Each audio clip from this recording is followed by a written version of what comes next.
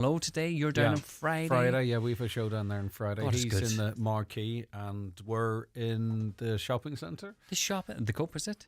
In Super Value. Super Value. Very Is good. that the Cope? Good. It is the Cope. Isn't it Cope? I'm not Or big- 100% sure Yeah, to I be think it is. very. But isn't it nice to get out and about, isn't it? It is. It's lovely. It's great to get out and meet people face to face, isn't it? It is, surely. You're on breakfast show. Not many OB opportunities for you. I which would is a do them if shame. anybody I would have know, me but out. What could I do? I need to go in a different time zone or something. Don't I? Go out the country. It is just the nature of the breakfast show. I would love There's to. nowhere's 'Cause open. I would love to do it, but should everybody sleeping? Yeah. Well, some people are. I know No. there's night shifts and stuff and people Of working course, and travelling. but in reality, the last thing they want to see coming off night shift is you. Yeah, big noisy being brute all- like myself being all making a loud. racket. God, be quiet. Shh, we're all No, sleeping. it is a funny quirk 'cause they do suit you as well, but just given the time. I would slot of love your to do them. programme, I yeah. was always an OB man. Can I like Yeah. out and about and mixing with people? Oh, well, I'd rather be we- out and we've about. seen that all last week. No, and but the I know, week but before. rather stuck into one talking into a microphone. I like mixing with people. Oh, no, of I love the course, old yeah. banter like yourself. You know the crack. Well, can we have a good show now? All right, Lee. Thanks very much, and you enjoy the rest of your day. Will do.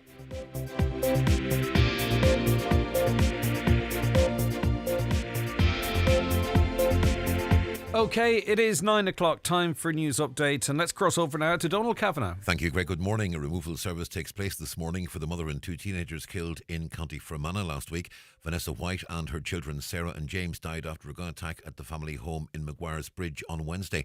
Today's service takes place at St Mary's Church in the village. Vanessa and her children will then be brought to her native County Clare ahead of their joint funeral this weekend. Her husband and the children's father, Ian Rutledge, who's thought to have carried out the shooting, died in hospital on Monday from self-inflicted gunshot wounds. Two Israeli rights organisations say the country's conduct in Gaza constitutes genocide against the Palestinian population. B'Tselem and Physicians for Human Rights Israel say Western allies have a legal and moral duty to stop the action. It's the first time local Jewish-led organisations have made such accusations since conflict escalated after October 7th. B'Tselem's International Outreach Director, Sarit Michael, has been outlining why they're speaking out now. We are now convinced that Israel is committing genocide. And the moment one becomes convinced of this shocking fact, we have an obligation to speak out. We have an obligation to demand that anyone takes all legal action to end this. And we have an obligation to stand by the victims, the Palestinians in the Gaza Strip. This comes as UK Prime Minister Keir Starmer says he'll recognise Palestinian statehood in September if Israel doesn't end its actions in Gaza, while here, Taoiseach Simon Harris has announced an extra €2 million in food aid for the famine-threatened enclave. Less than 1 in 5 consumers believe the home buying system is transparent for buyers. 78% believe estate agents should share the answers to questions other potential buyers ask. Research by the Competition and Consumer Protection Commission shows people want more information earlier in the process. Simon Parry from the CCPC is urging government to make a number of changes to allow this information become more accessible. The decision to purchase a home is one of the biggest financial decisions that anybody's going to make in their lifetimes. A lot of people struggle to even know what the right questions to ask are. The levels of trust that buyers have in different sources of information varies widely, from friends and family, their own solicitor or their own engineer, where trust is high, to parties in the selling process where levels of trust aren't as high.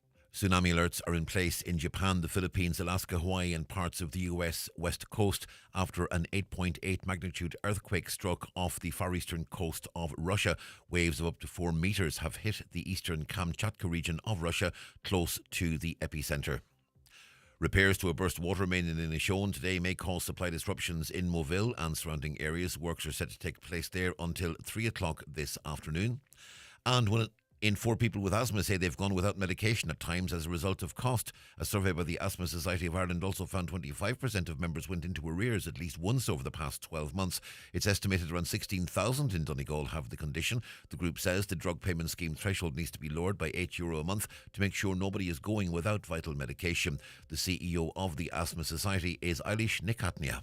We also found that over half of asthma patients are struggling to make ends meet. And it's really within that context that people are being forced to choose between essential medications and other basic household items. And Met Éireann tell us to expect cloudy weather with scattered patches of light rain, drizzle and mist today. Top temperatures 18 to 20 degrees Celsius in a light to moderate westerly breeze. And that's Highland Radio News. You can check all the day's news on our website, highlandradio.com. But for now, from the news team, good morning.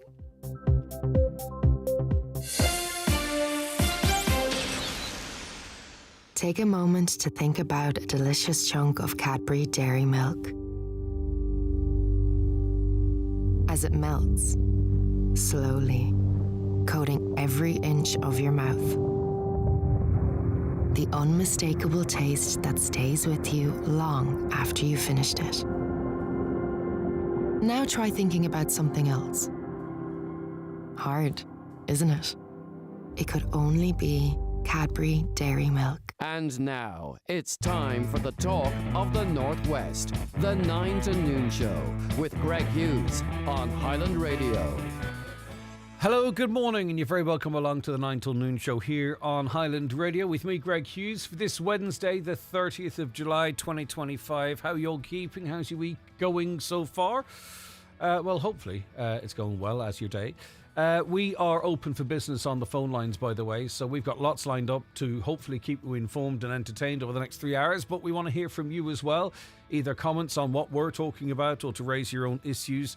086 60 25,000, that's your WhatsApp and text number, 086 60 25,000. If you're outside the Republic, it's 0035386 60 25,000. And if you want to give us a call, Caroline and Shannon taking your calls on 074 91 25,000. And emails come into us from anywhere, comments at highlandradio.com.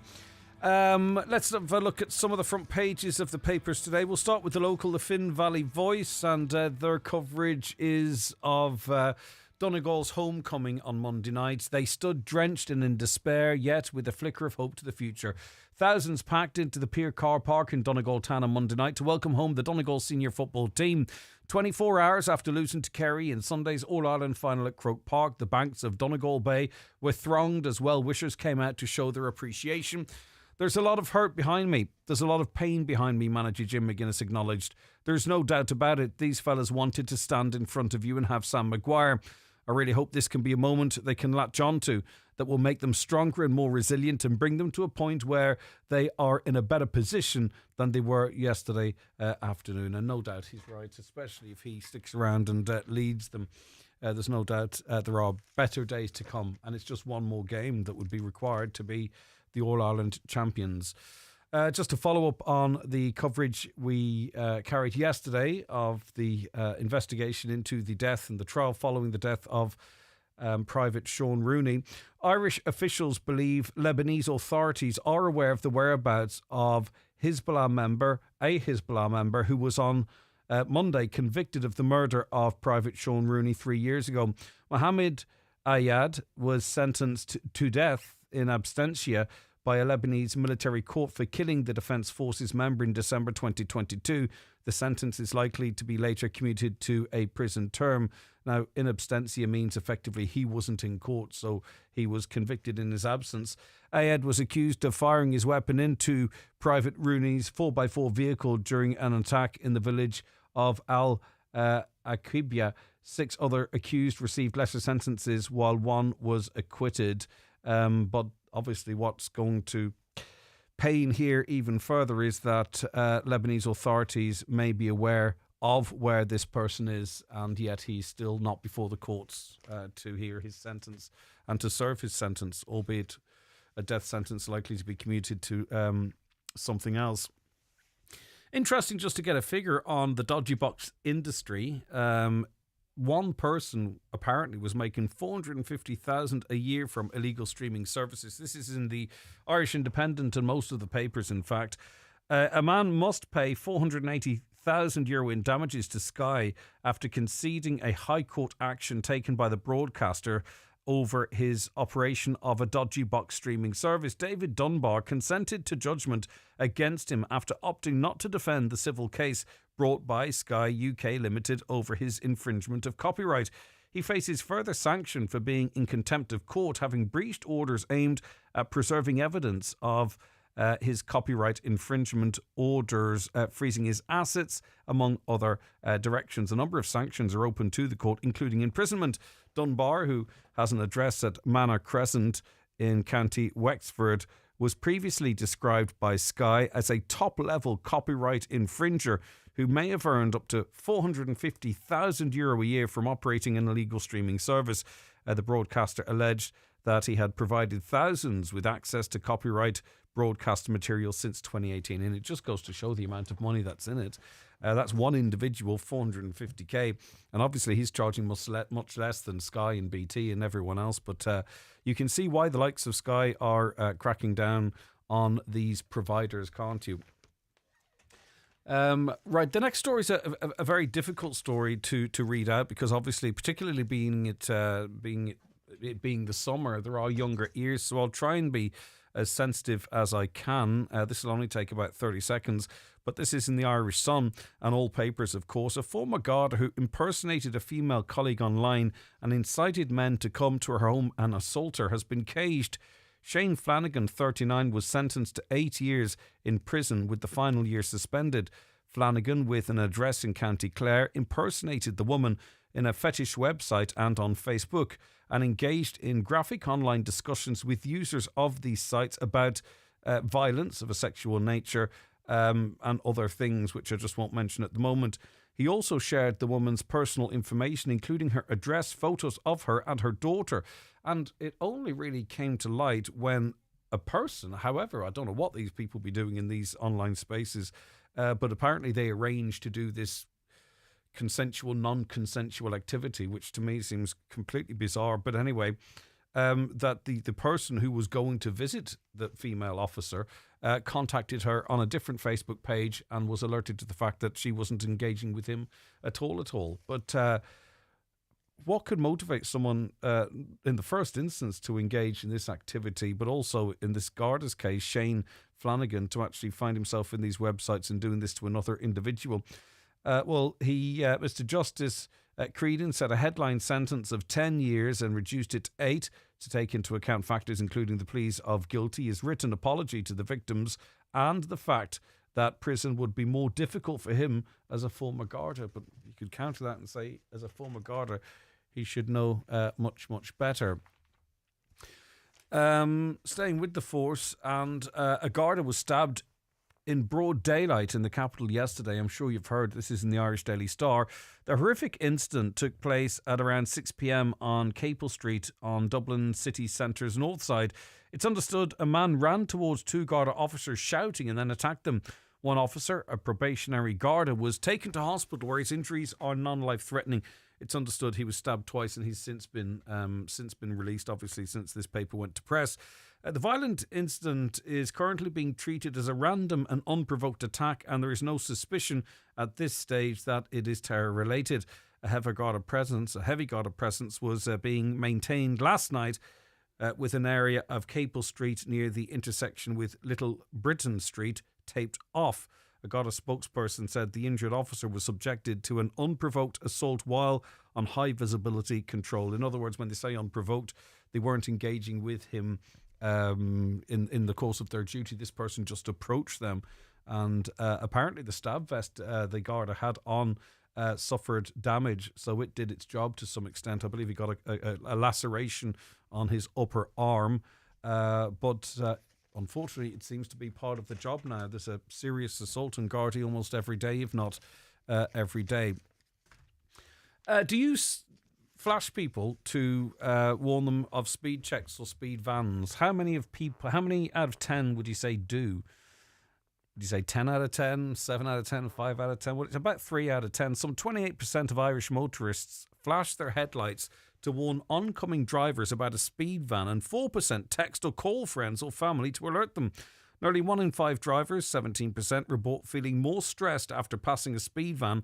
A poll of 858 drivers by insurance company Aviva also found almost a third of drivers do not believe speed cameras are a deterrent to speeding, especially in accident-prone areas.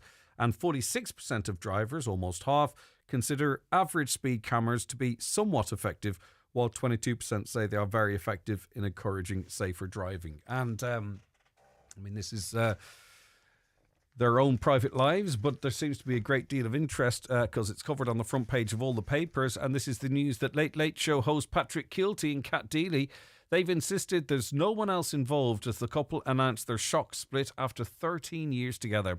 The TV stars, who wed in September 2012 at a ceremony in Rome, announced they had separated in a joint statement yesterday. But the pair, who have 2 sons together, Milo 9 and 7-year-old James, insist there is no other parties involved. And they said in a joint statement, "We've taken the decision to end our marriage and are now separated. There's no other party involved. We will continue to be united as loving parents to our children and would therefore kindly ask for our family privacy to be respected." And hopefully it is respected. I'm sure it's incredibly tough for them, and they do seem like 2 genuinely nice people individually and I suppose collectively as well. So wish them nothing but good wishes into the future. Right, so our text line 086 60 25,000, 086 60 25,000, or give us a call on 074 91 25, 074 91 25,000. I've the last couple of days a nausea. I don't know what's causing it, but you just can't eat properly. And then when you can't eat, your brain doesn't seem to function correctly. But anyway, we're getting there. Had breakfast this morning and things are improving. A caller says, "We wonder why our country is falling apart and in financial crisis, but we've just paid Justin Kelly, the new Garda Commissioner, a salary of $314,000 a year for 5 years. Is anyone worth a salary of this scale?" Well, the difficulty is that you're competing with the private sector as well.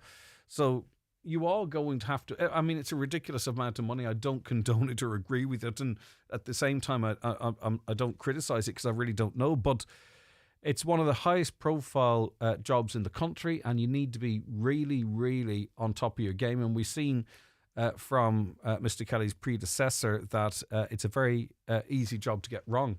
So we'll see. I think time will tell if he's worth the €314,000. Having a laugh at us again, OPW trying to clear up a mess with our money. A housing and development build where it should never have been. This is in relation to the properties in Burnfoot. A housing and development built where it should never have been built. Even managed to put a housing development treatment plant at the intersection of a river and tributary. Look at the maps from 100 years ago. They wouldn't build it there.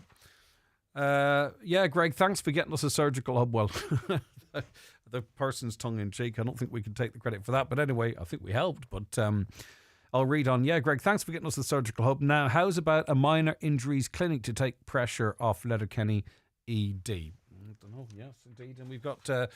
people's stories of their experiences with Letterkenny University Hospital and so much more besides coming up in the next wee while. But we'll take a break. Rejoin us in a couple of moments. Daily newspapers are courtesy of Cosgrove, Centra and Diner, Mountaintop, Letterkenny. It's the 9 till noon show with Barry Brown Cars. Driving value with Suzuki's incredible 10-year warranty and 0% finance. Visit Barry Brown Cars in Milford or Donegal Town today. Your journey to 10 years of worry-free motoring starts here. FBD doesn't stand for Friendly Business Ducks or Freelance Beatbox Department. FBD stands for support. We support businesses and communities across Ireland. Visit your local branch to talk to your FBD insurance team and see how we can support your business. FBD Insurance. Support. It's what we do. FBD Insurance Group Limited, trading as FBD Insurance, is regulated by the Central Bank of Ireland. Your dream Donegal wedding starts here. Join us at the award-winning Villa Rose and Jackson's Hotel Wedding Showcase in Ballybuffet, Saturday, 9th of August, 12 to 5 p.m. Meet our dedicated wedding team, enjoy light refreshments and start imagining your unforgettable day. No appointment needed. Visit gallangroup.com for more details. The Highland Radio Outside Broadcast team is hitting the road again. Join us live this Wednesday from 2:30 for Jive Time with David James, and again on Friday morning for Greg Hughes and the 9 till noon show. Both shows broadcasting live from the heart of the Mary from Dunloe International Arts Festival. We'll be soaking up the atmosphere and celebrating a jam-packed programme of music, culture and community fun. Check out the full festival lineup at maryfromdunloe.ie. Proudly brought to you in association with Cavanagh SuperValue Dunloe. Highland Radio Time Checks brought to you by EirGrid, the operator and developer of Ireland's electricity grid. EirGrid, powering up communities, powering up Ireland. The time is... It is 18 minutes past 9 this Wednesday morning, and we say good morning now to Susan. Hi, Susan. Good morning. Good morning, Greg, and Happy Wednesday to you and your Happy listeners. Wednesday indeed. Right, okay. So you sent us an email, and rather than me sort of try and pick through it, maybe it's best if I just hand it over to you, Susan, and tell us the story in your own words. Yes, unfortunately, we had reason to visit Letterkenny Hospital last week. Our 15-year-old grandson, Toby, and his 17-year-old pal, Fred, was staying with us from the UK. And unfortunately, his pal had an accident resulting in a head injury. Mm. We got the car, and my grandson was great. He shouted to his grandpa, and we got the car. And, I came out, I'd been gardening, and looked at Fred, looked at the cut, and got a tea towel, got some things that were non-bloody, and we got in the car. I thought it was, a nasty gash on his head.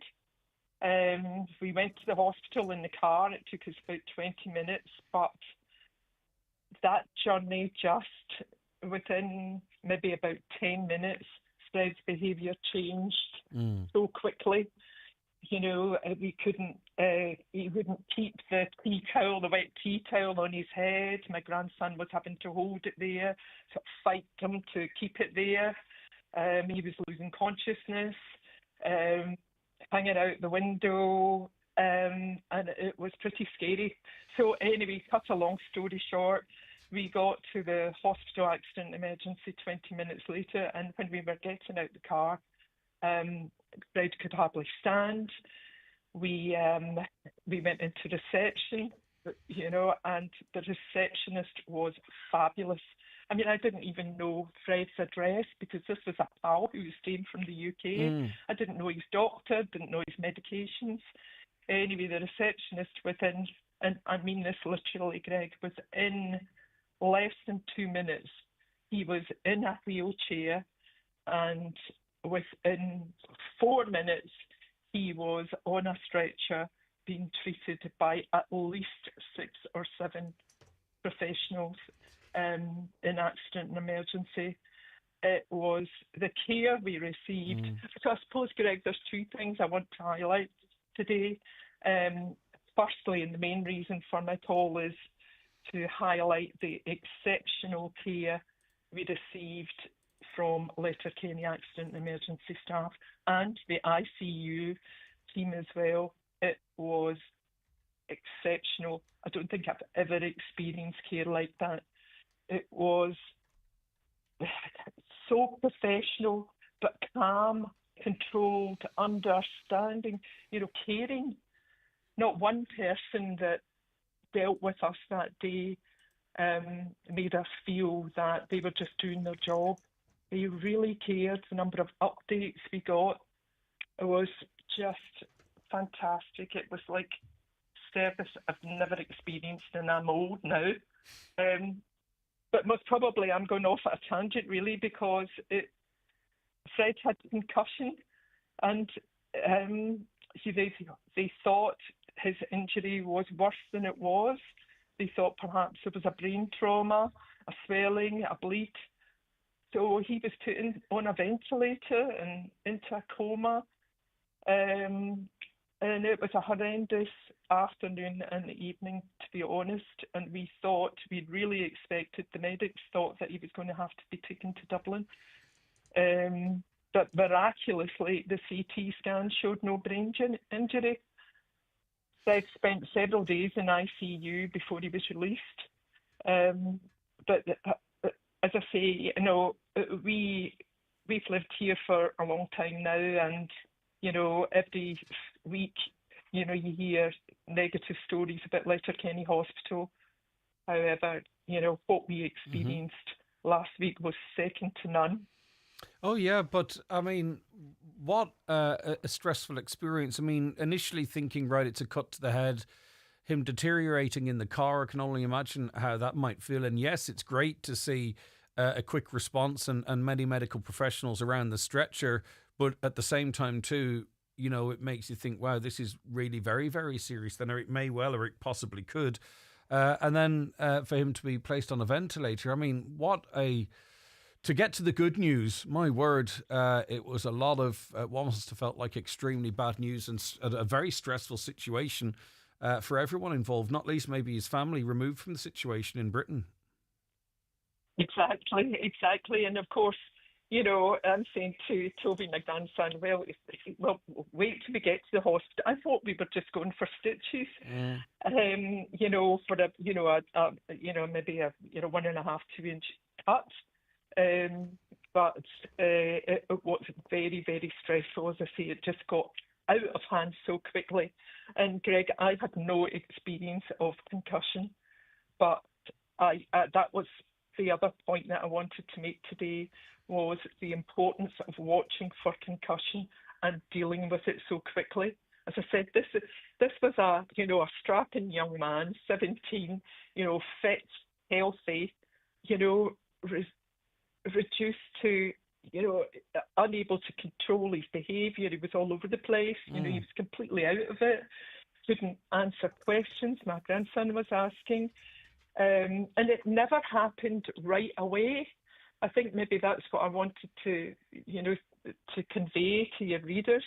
This happened maybe 10 minutes later, I would say. Mm-hmm. It started to go awry. So it was a shocking experience. But as I say, not just Fred was so well cared for, but we were too. The paramedics, they were coming in and bringing us a wee cup of tea, and I was, of course, very distressed and, not knowing when. Of course, we had to phone. You mentioned phoning the family back in the UK. Of course, we had to do that because he was going on a ventilator and he was so bad. So trying to get them, and of course, his father had to come over from the UK. He flew to Dublin and drove up in a hired car that night. My daughter flew over as well, to support us all. So it was a horrendous experience, most probably one of the worst of my life, I've got to say. I'd imagine so. It would take a wee while to get over that, because even though eventually it ended up being much less worse than it could have been, you still have gone through all the trauma of it possibly being as bad as it could be. And you can't just switch that off. That sticks with you for a while. So you'll have to work through that. But at least, Fred, he's in good form. He's going through a concussion protocol now, which is, do you know what that is, out of interest? So I think it's, all part of, he's not allowed to play. He's a rugby man, plays cricket. So, he's very active, so he can't play contact sports for several weeks. No alcohol, no stress, no loud noises, and if there is any kind of, and the headaches as well, any kind of sign that the concussion may be coming back, he needs to go immediately to his local hospital. But as 17-year-olds are, I'm told also he's already probably well over it emotionally, looking forward to getting back to Donegal. Yes. He was so upset that his holiday had been curtailed. He loves it here, loves the people here. And that's another point I should say, sorry, Greg, I've never been on the radio before, and I'm renowned for being all over the place. But I wanted to also thank, in addition to, Aoife reception, the reception, I think it was Marion, Megan, Peter, Annette, Holly, just to name but a few, but the patients were lovely too. Not the patients, the patients' relatives. Yeah. They were so kind to us that day. Even, Toby got a big hug from somebody who was sitting waiting outside in the accident and emergency, because he was so upset at his pal and being so ill, that he even got a hug. So Donegal people supporting everyone always. It was just great. Okay. So out of a terrible situation, hopefully there will come some some good by getting the message across and boosting morale at the hospital for the staff and maybe the people at Donegal. I'd most probably not given a very great description of concussion. No, it's been very clear, Susan, and we appreciate you sharing the story with us. And it's important to highlight too when the system works very well. And often when we talk about delays and issues at LUH, it's maybe sometimes everyone's triaged and the most serious of people are looked after very, very, very quickly. But sometimes, maybe someone's in there with a twisted ankle or something, and it might be very important to them, but they're well down the list, and often it can be they that can experience the long delays. But in a life and death emergency situation, they are the best, and obviously they took every precaution, took every action to try and ensure Fred definitely was in the best of hands. To say, I'm not making light of any other people's no, experiences. No, of course not. My word, that doesn't come across like that at all. No. Your story is very, very important and good to get out. And I appreciate, Susan, you helping us get it out there and pass on our best wishes to all involved. Thank you very much, Okay, Greg. bye-bye. Take care of yourself, Susan. Thanks very much. You're tuned to the 9 till noon show with Barry Brown Cars, where your new 252 Suzuki comes with 0% finance and a 10-year warranty. Visit Barry Brown Cars in Milford or Donegal Town for 10 years of peace of mind motoring. If you're aged 59 to 70, we will invite you for a free HSE bowel screening home test. Screening can help find signs of bowel cancer early, before any symptoms show, making it easier to treat. It's the 56th Clonmany Festival from Sunday 3rd until Sunday 10th of August, featuring 12 of Ireland's top bands and much more. No admission with alcohol. Full details at clonmanyfestival.com. Tíimar atá sib colm further an seo bígí linne hí cédaine idir a seart agus a hachta clog le haid rúile búile le búteí flá olú Charles O'Wheel agus Shannon Ford McKinley be síl an mara agan fásta le maian iari agus service Lorlanya chunda húnanáil le Joe O'Kelly. Rúile búile hí cédaine an seo Highland Radio na Cailigi A. Don't delay when you get your bowel screening invitation. Call us today on 1-800 45 45 55 or visit bowelscreen.ie. From the HSE. Now, Emma Kavanagh is Head of Clinical Services at the Rutland Centre and joins us on the programme now. Emma, thanks for your time today. Morning, Greg. Thank you so much for inviting me on. I'm just really interested in your take on what we are seeing, what trends we're seeing, rather than necessarily what the headlines are saying or reporters taking it. I'm not questioning the coverage of it, but I'd be really just interested in what you would read from the trends we're seeing. Yeah, sure. A couple of things. I think the things that really stand out for me in our annual report are firstly the huge increase in cocaine across all demographics, across all genders, across all ages. Like, that's really, really stark. In 2023, about 17% of our residential inpatient clients were presenting with cocaine as a primary addiction, and that rose then to 23% in 2024. So that's really significant. And I suppose that's not happening in isolation. Like, the Health Research Board has released a number of different stats, all of great concern around cocaine use over the last number of weeks and months. So cocaine certainly is a real problem. And when I reflect on my own practice, like when I'm in group therapy with people, when I'm in individual therapy with people and they're talking to me about their cocaine use, they're saying things that are pretty concerning and pretty alarming.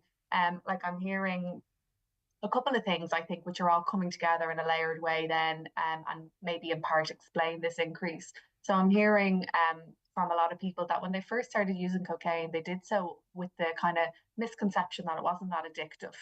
And I know that can seem like a bit outrageous that people might think that, but that is the misconception out there, that cocaine really isn't that serious, it isn't that addictive, and that's simply not the case. It doesn't have the same physiological withdrawal that other drugs might have, and that's where maybe the misconception comes from, but it is very, very addictive. The other big thing I'm hearing from clients in relation to cocaine is how easily accessible it is for them. And I think, modern technology, while it's our friend in lots of ways, in this instance, is really not helping the situation. So people are able to use lots of apps, lots of very legitimate apps, social media apps, to log into, and there's kind of pages, masquerading as legitimate businesses or legitimate individuals, and actually it's just a way of scoring cocaine online. And then there's specific apps developed on the dark web as well too, where people can avail of promotions and offers on drugs and on cocaine. And then you have things like drone deliveries then, which are really breaking down barriers that used to exist that would be a deterrent to people's usage, like location. That's no longer an issue. So it's things like that all coming together and leading us probably to these higher figures, I think. Yeah, and there must be a sense then that it's, the lesser of two evils compared to alcohol, for an example. Obviously the cost of alcohol is increasing all the while. I don't know what, I haven't a clue what price cocaine is, but is that a factor as well when people are thinking of socializing?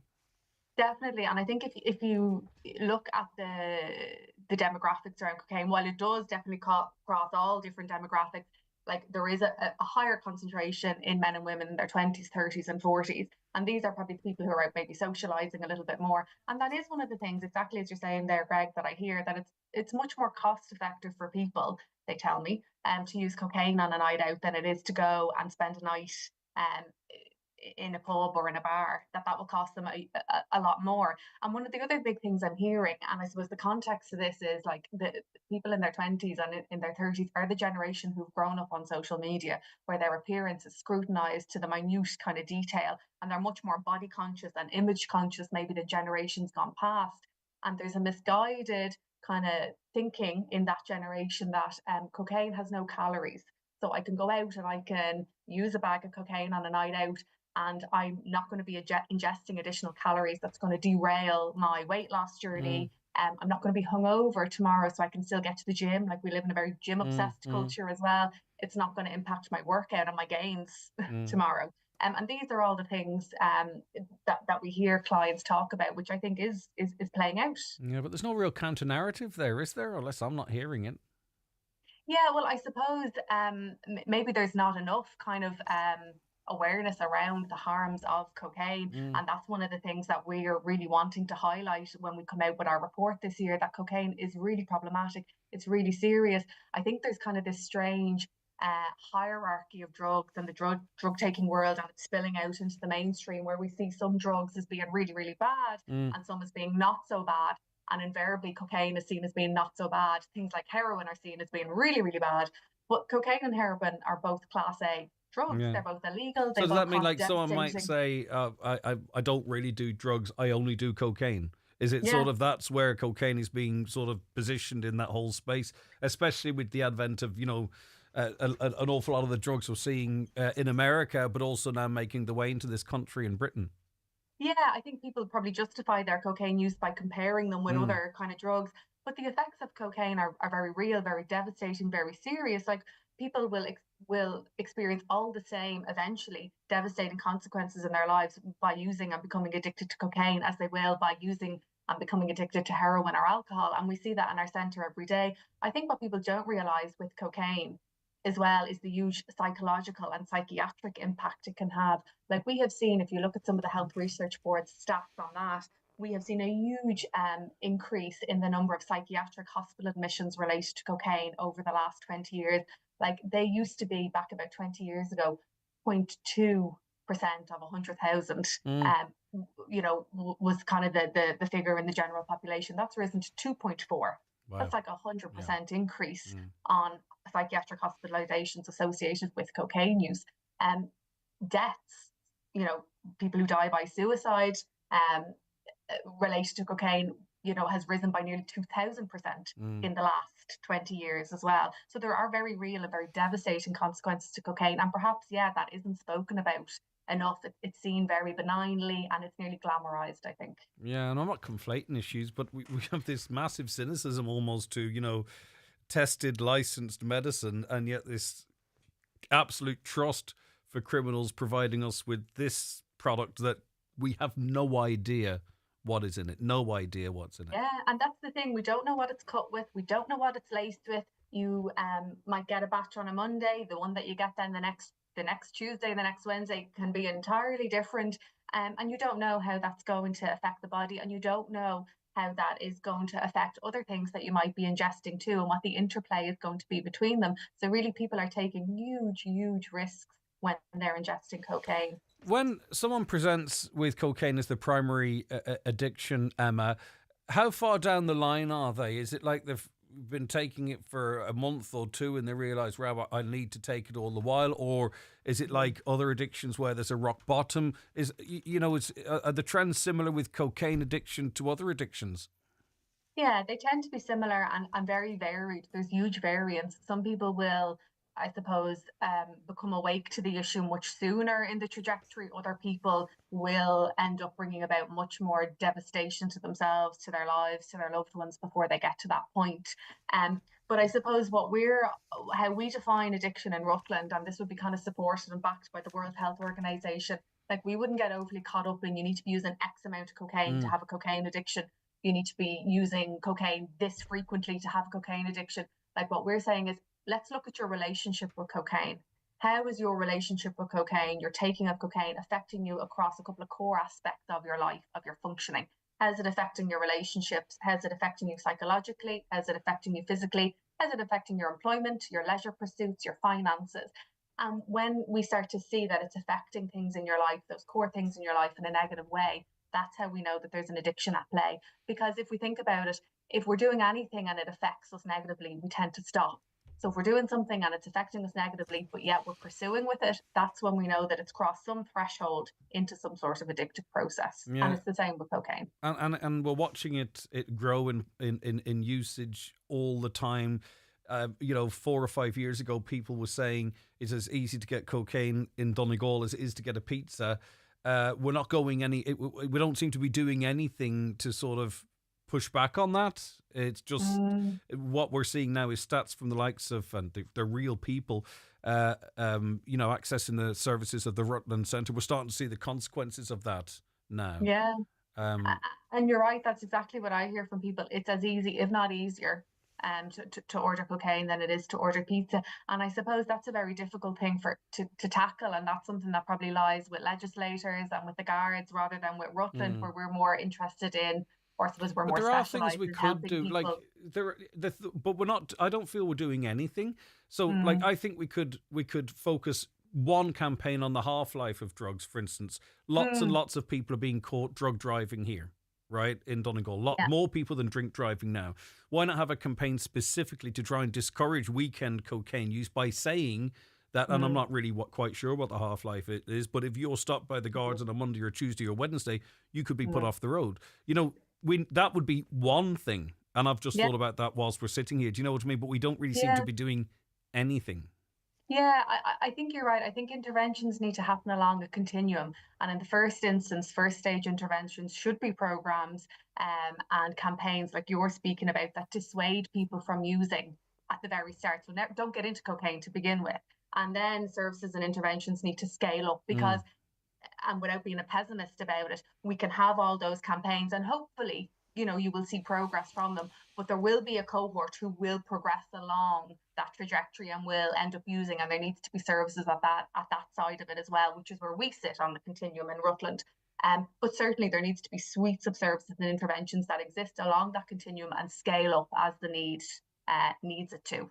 And Emma, finally, I'm not sure if you would have a view or not, but I mean, are we at the point now in terms of its availability, its accessibility, people's attitude to cocaine, that the stick is not going to work, that maybe we need to look at, I'm not even saying legalisation of it, I'm not sure there's a precedent for that, but I mean, the attitude and usage, the attitude towards and the usage of cocaine is such now, it's almost impossible, it feels impossible to put the genie back in the bottle. Yeah, and I think, again, there needs to be different services to meet people in different ways. So I think our preference is people don't use cocaine. Yeah, of course. It's not safe to use. It's very, very dangerous. But there will be people who, regardless of that information, will carry on using. And that's why it's important that there are harm reduction services in place as well, too. It's not something that Rutland specifically specialises in, but we support anything that's going to reduce the harms associated.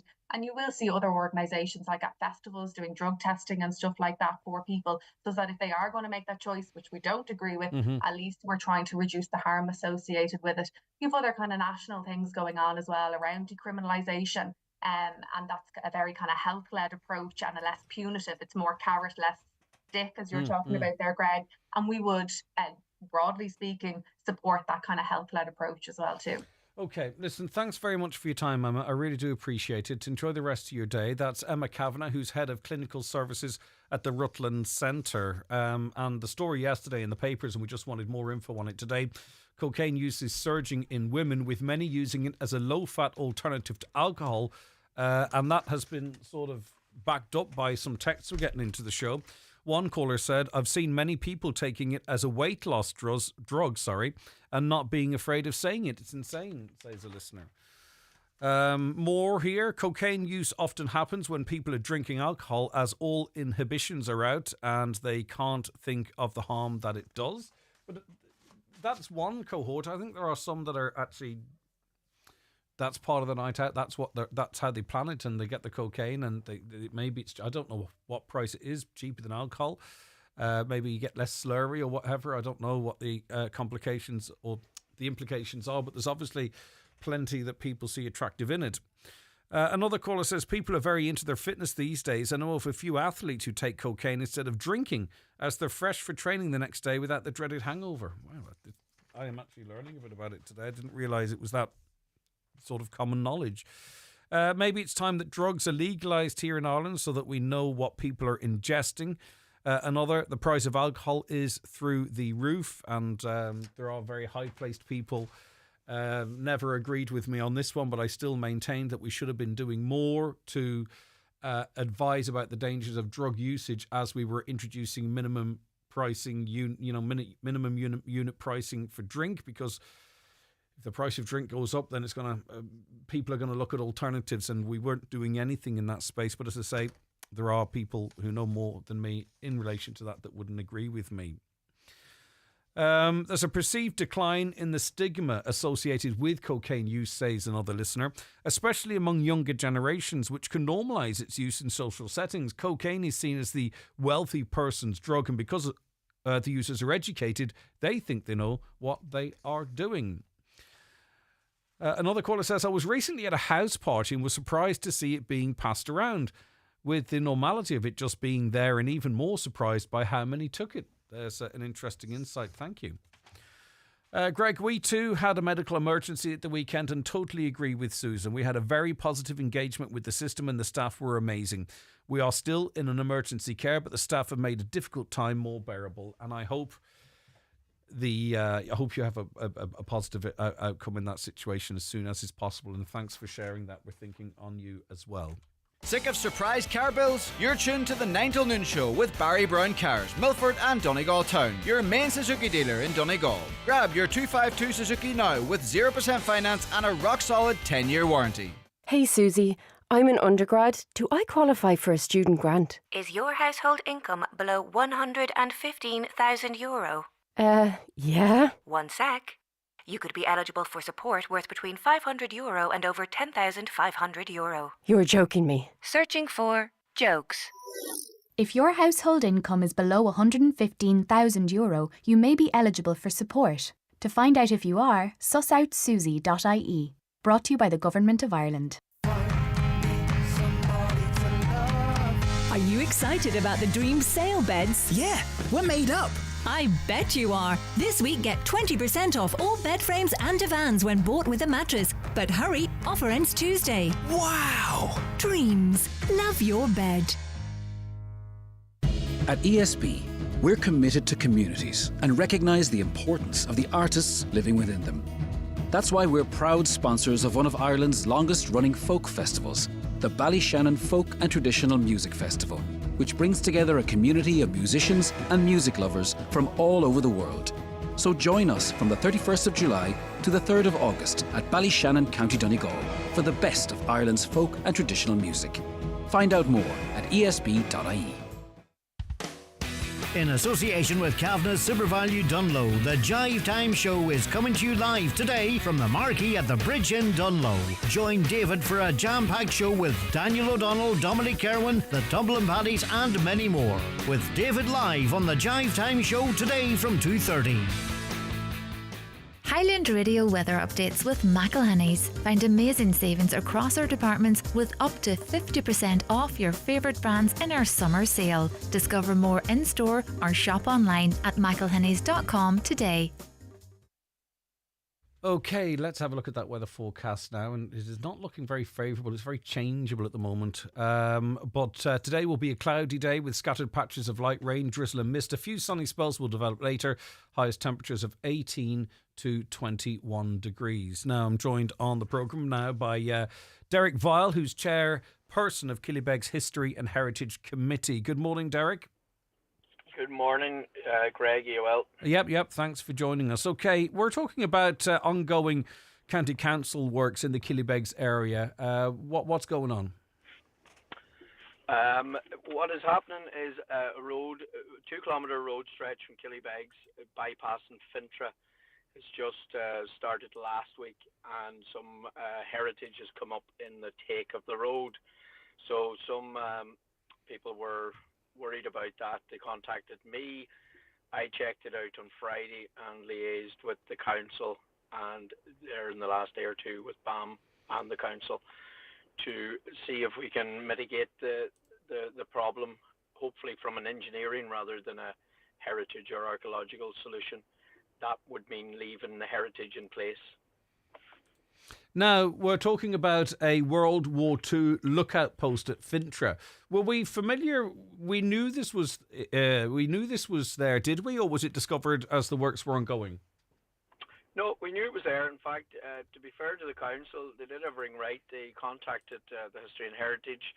We also controlled Fintra School, so we were kind of mitigating any problems along Fintra School, which is a protected structure. And in that process, we highlight unrecorded archaeology and built structures such as this lookout post. So we were fully aware of it. There's 3 around Killybeg's. It would appear, I'm only learning about this myself, Greg, but it would appear that there's 83 loops, lookout posts, they're known as loops, stationed around Ireland. But these 3 around Killybeg's seem to be, if not unique around a harbour, and they're completely indifferent architecturally than the rest of the lookout posts that are more familiar to people at St John's Point, Carrigan Head, Slieve League, right around the coast. Now, what threat is there to at least one of these with the ongoing road works? Well, it's in currently. It looks like it's in the take of the road, but to be fair to the council, because I highlighted it on behalf of History and Heritage, Killybeg's History and Heritage, which I'm the chair of, in 2019, it just seems to be, a slight clerical error, got lost in translation, because the impacts on Fintra School, for example, and the drainage and the footpath and cycleway and everything that's going by there hasn't got lost. So it's just got lost in an email. It would appear that the road is not fixed, which is great news, because we thought this was the road was fixed, but it's in the road take. If you imagine coming from Fintra towards Killybeg's on the left hand side, so the ideal solution is an engineering solution. Move the road 15 metres out from the road take and leave it in place. People would be familiar with the tannery in Mount Charles. It was taken away, and it really didn't have to be taken away by Donegal County Council. It was a protected structure a few years ago when they done the Mount Charles work, about 2017 or so. And this would be very similar. So it's on the take of the road, on the margins of the road. Just leave the heritage where it is. Yeah, and I'm sure this. I think the Mount Charles situation would have been responsible of TII, surely, rather than the council itself. But anyway, be that as it may. You're right there. And what we're talking about in Fintra is a council job, a Part 8 they call it. So I work on these projects as an archaeologist over the years, including for TII. But what's most important about any of this is these structures rest they're in the gift of the council to protect them, not to protect them, or to advise on the roads being moved. So that's the most important thing. What do you see the future value to the region of retaining these lookout posts? Great question. I suppose in a way, this is a positive news story because it's making people talk about their World War II heritage, that 20th century heritage, and the role of the likes of Fort Dunree in Lough Swilly as a treaty port along with Tuam and Cork. And it would appear that Killybegs has these three lookout posts around it because it was critically important to the Donegal corridor and also the potential to ever use Killybegs in wartime as well. It was a naval base for the British up to 1922. And my guess are when more research is done by historians and archaeologists, it'll point towards Killybegs' role in these wider things. But the Donegal corridor, for people that don't know, is an air corridor 6 miles wide going across Donegal Bay, touching into North Sligo and North Leitrim and Donegal Bay, St John's Point, Killybegs area, Fintra. About 80 planes came down in that corridor during World War II, or as we call it, the emergency. These gun loops are built in 1939 and they go out of use after the war in 1945. So they're part of that world, the story of the World War. I suppose it's good we're in war in the Middle East and in Ukraine at the minute. Isn't it good to know that these events are never too far away from us? I think they should be left there for all of us to remember. War is not far away. That corridor you talk of, a valuable part of our heritage. That corridor you talk of too, that was a flight corridor. Was it for bombers based in Enniskillen to hit U-boats off the west coast? Yeah, more, Greg. Yeah, excellent. More for spotting planes, but then they would have joined up with bombers from St Angelo, even in Enniskillen, or up in County Derry and other places.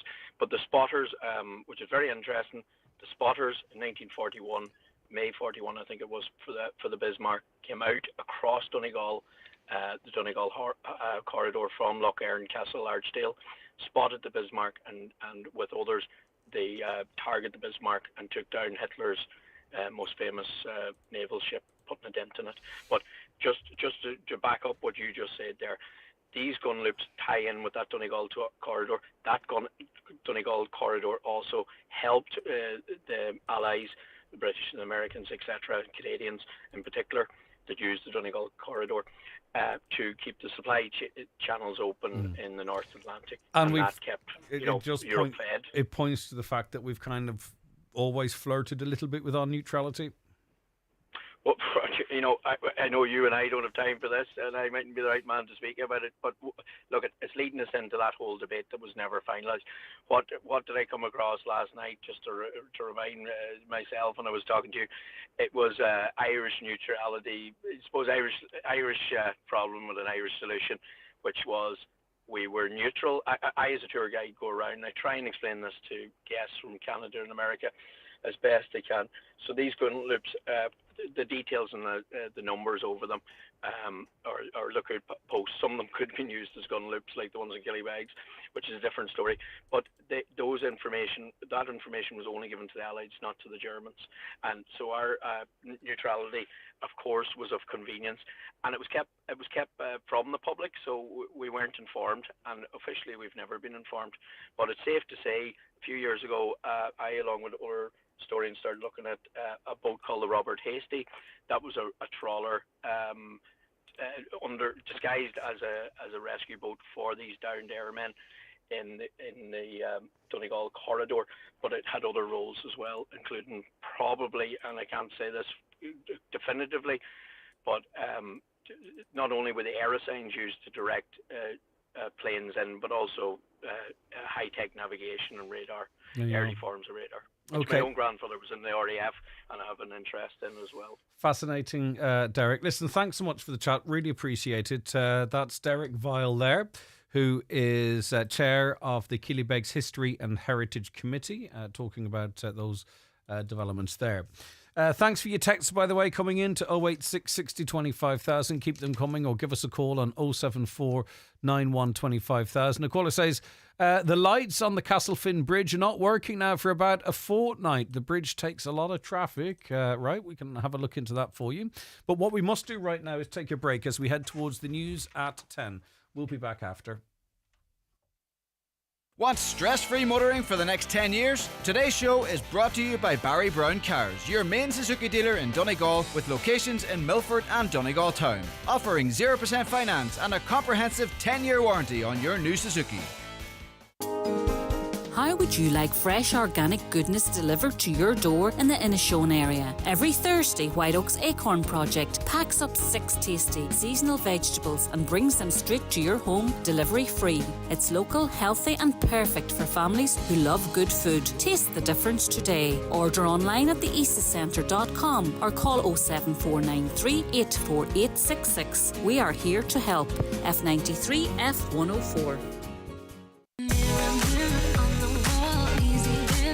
The Easy Living Furniture summer sale has been extended but must end this Sunday. Everything's reduced with hundreds of sale specials across every department. We are also offering free delivery on all orders over £499. Our summer sale ends this Sunday only at Easy Living Furniture, Crescent Link Retail Park, Derry, Londonderry. Mirror, mirror on the wall, Easy Living has it all.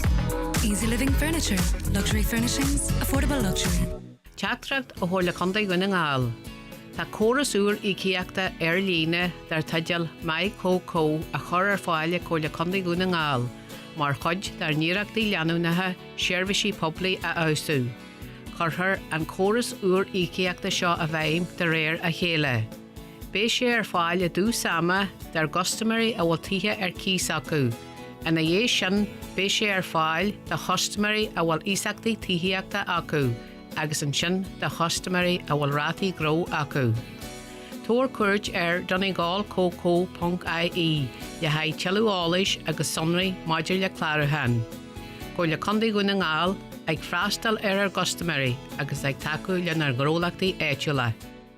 McGowan Hearing, your audiologist experts now in Letterkenny, Buncrana and Carndonna. Book your free hearing aid consultation in our clinic or your home across the northwest and beyond with Darragh McGowan on 07191 00208. Live, on air, online and on the Highland Radio app. This is Highland Radio News. Good morning, it's 10 o'clock. Donald Kavanagh at the news desk. A removal service takes place this morning for the mother and 2 teenagers killed in County Fermanagh last week. Vanessa White and her children, Sarah and James, died after a gun attack at the family home in Maguire's Bridge on Wednesday. Today's service takes place in St Mary's Church in the village. Vanessa and her children will then be brought to her native County Clare ahead of their joint funeral this weekend. Her husband and the children's father, Ian Rutledge, who's thought to have carried out the shooting, died in hospital on Monday from self-inflicted gunshot wounds. 2 leading Israeli rights organisations say the country's conduct in Gaza constitutes genocide against the Palestinian population. B'Tselem and Physicians for Human Rights Israel say Western allies have a legal and moral duty to stop the action. It's the first time that local Jewish-led organisations have made such accusations since conflict escalated after October 7th. B'Tselem's International Outreach Director is Sarit Michael. We are now convinced that Israel is committing genocide. And the moment one becomes convinced of this shocking fact, we have an obligation to speak out. We have an obligation to demand that anyone takes all legal action to end this. And we have an obligation to stand by the victims, the Palestinians in the Gaza Strip. Less than 1 in 5 consumers believe the home buying system is transparent for buyers. 78% of people believe estate agents should share the answers to questions other potential buyers ask. Research by the Competition and Consumer Protection Commission shows people want more information earlier in the process. Simon Barry from the CCPC is urging government to make a number of changes to allow information become more accessible. The decision to purchase a home is one of the biggest financial decisions that anybody's going to make in their lifetimes. A lot of people struggle to even know what the right questions to ask are. The levels of trust that buyers have in different sources of information varies widely, from friends and family, their own solicitor or their own engineer, where trust is high, to parties in the selling process where levels of trust aren't as high. Reducing the drugs payment scheme threshold would stop many asthma patients going into debt, according to the Asthma Society of Ireland. A new survey by the group found more than half of their members say they found it difficult to make ends meet last year. Ireland has one of the highest rates of asthma in the world, with around 450,000 people living with the disease, around 16,000 of them in Donegal. Eilish Nikatnia is CEO of the Asthma Society. What is available now is the drugs payment scheme. The threshold for that, the monthly threshold per household, is €80 per month. We're advocating that that is reduced down to €72 a month, which was the recommendation made in Sláinte Care. Over half of asthma patients are struggling to make ends meet. People are being forced to choose between essential medications and other basic household items. Repairs to a burst water main in Inishowen today may cause supply disruptions to Moville and surrounding areas. Works are scheduled to take place there until 3 o'clock this afternoon. One of the world's strongest earthquakes has led to tsunami warnings across the Pacific. The 8.8 magnitude quake hit Russia's far east early this morning, causing waves of up to 13 feet. The country's TASS news agency is reporting several injuries. Alerts have been issued for several areas, including Alaska, Japan, the Philippines, Hawaii, and parts of the US West Coast.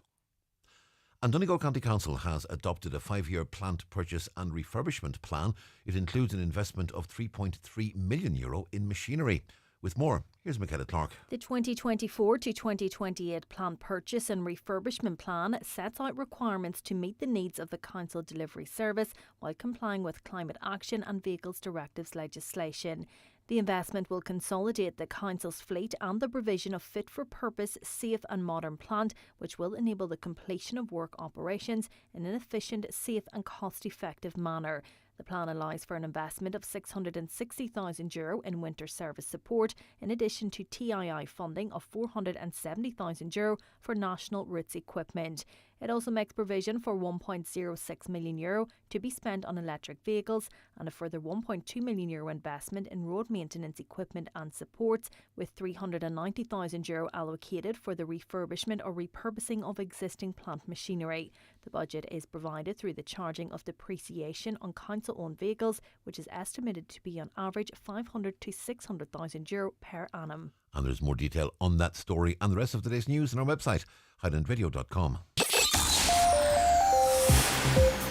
Weather forecast: cloudy today with scattered patches of light rain, drizzle and mist. Top temperatures 18 to 20 degrees Celsius in a light to moderate westerly breeze. And that's Highland Radio News. We're back with headlines again at 11 o'clock. Until then, from the news team, good morning. The Obituary notices this Wednesday morning, July 30th. The death has taken place of Blaheen McCusker, the Mullins, Carndonna. Blaheen's remains will leave Emma McLaughlin's funeral home, Station Road, Carndonna, this evening at 5 o'clock, going to her home. Funeral from there on Friday morning at 10:20. For 11 o'clock, Requiem Mass in Sacred Heart Church, Carndonna, followed by interment in the adjoining cemetery. Funeral Mass can be viewed live on carndonnaparish.com. Family time from 9 p.m. to 12 p.m. Family flowers only, please. Donations in lieu, if desired, to the ICU, Letterkenny University Hospital, care of any family member or Eamon McLaughlin, funeral director. The death has taken place of Danny McNutt, Ardravin Buncrana, reposing at his home from 11 o'clock this morning. Funeral from there on Friday morning at 10:20, going to St Mary's Church, Cockhill, for 11 o'clock, Requiem Mass, followed by burial in the adjoining graveyard.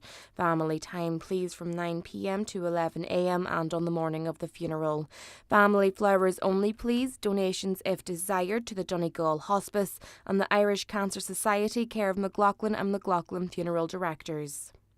The death has occurred of Joseph Joe Davies, late of Limavady Road, Derry, formerly of Drogheda, County Louth, reposing at W.J. O'Brien and Sons Funeral Home, 110 Cluny Road, Eglinton, tomorrow and Friday evening from 5 o'clock until 7 o'clock. Funeral service will take place there on Saturday afternoon at 1 p.m.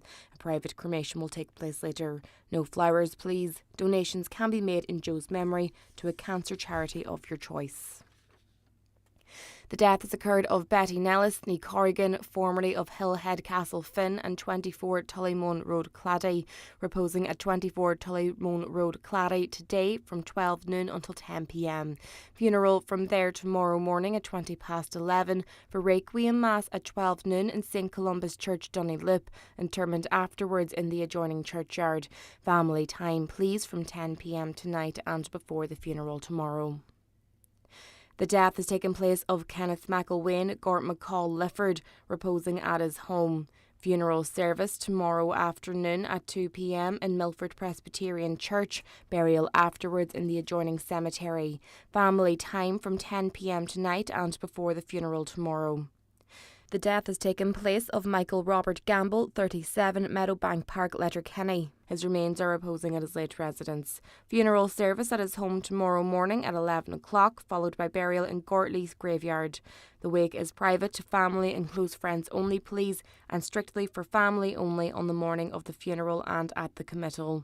Family flowers only. Donations in lieu to the ICU unit, Letterkenny University Hospital, care of any family member or Terence McClintock Funeral Director. The death has occurred of Anne Kerwin, ní McCulloch, Abbeylands, Ballyshannon and formerly from Buncrana. House private, please. Reposing at John McGee and Sons Funeral Home, Baleek Road, Ballyshannon, this evening from 4 p.m. until 8 p.m. Removal tomorrow morning from her late residence to St Patrick's Church, Ballyshannon, for 11 a.m. funeral mass with burial afterwards in Abbey Cemetery. Family flowers only. Donations in lieu, if so desired, to Sligo University Hospital, care of John McGee and Sons Funeral Directors or any family member.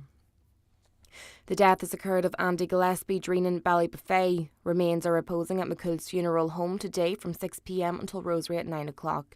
Funeral leaving there tomorrow morning at 10:30 for Requiem Mass in St Mary's Church Sessionil at 11 o'clock. Interment in the adjoining churchyard. Requiem Mass will be streamed live via the parish YouTube channel. Family time before the funeral tomorrow, please.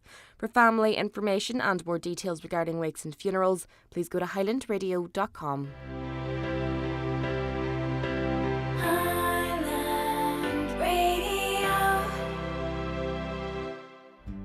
All around Ireland, ordinary people are doing amazing things every single day with Return. Charities, clubs and organisations are fundraising for causes big and small to benefit their communities.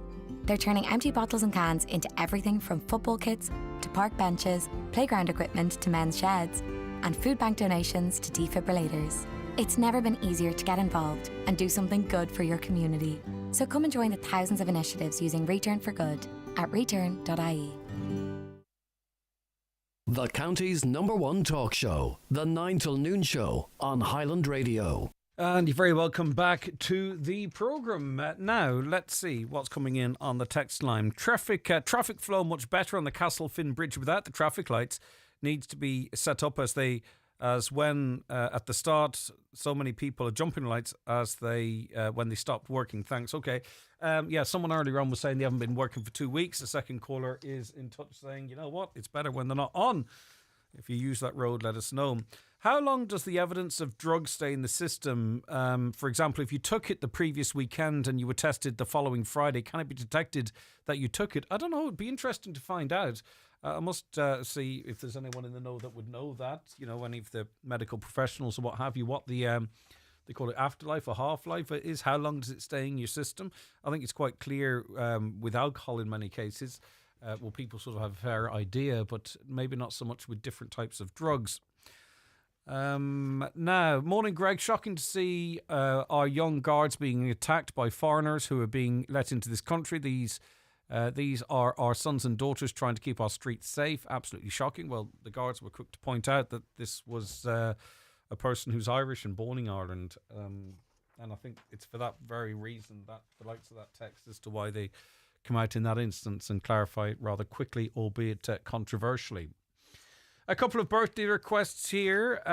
Could you please say happy birthday to Tracy Gallagher, working in Surgery 99 in Letterkenny? That comes in from Shane. Hi, Tracy. Another one here. Hi to all my Donegal, Rosnala and Dunlow family and friends from Montreal. Best wishes to everyone. Love from Kathy McGlynn. Thanks very much for sending that in to us. Now, before we go to the break for your bingo numbers, just want to mention a brilliant weekend that we've got coming up for you here. I suppose after the excitement of the All-Ireland and everything else, maybe there's a little bit of a lull in what we have to look forward to. Well, what about this? On the 31st of October to the 1st of November, it's our country music weekend. And what I like about this one is that you don't have to travel the length of the country or get on a plane if you don't want to, because it's in the Clanry Hotel in Letterkenny.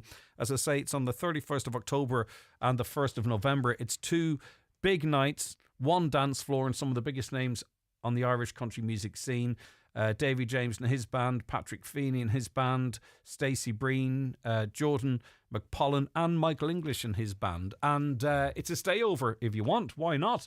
€249 per person sharing. You get tickets to both nights of dancing. You get 2 nights bed and breakfast.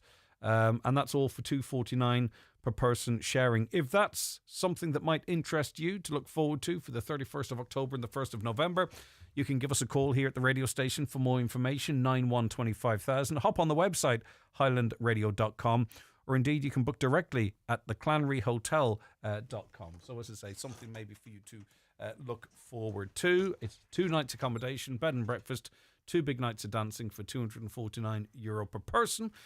You get the treat of staying in a hotel, but you don't have that big long journey to it or the big long journey home. So that might be attractive to many of you listening out there. Big take up on those rooms as well, as you can imagine. They're not infinite in number. So if you are interested, get in touch.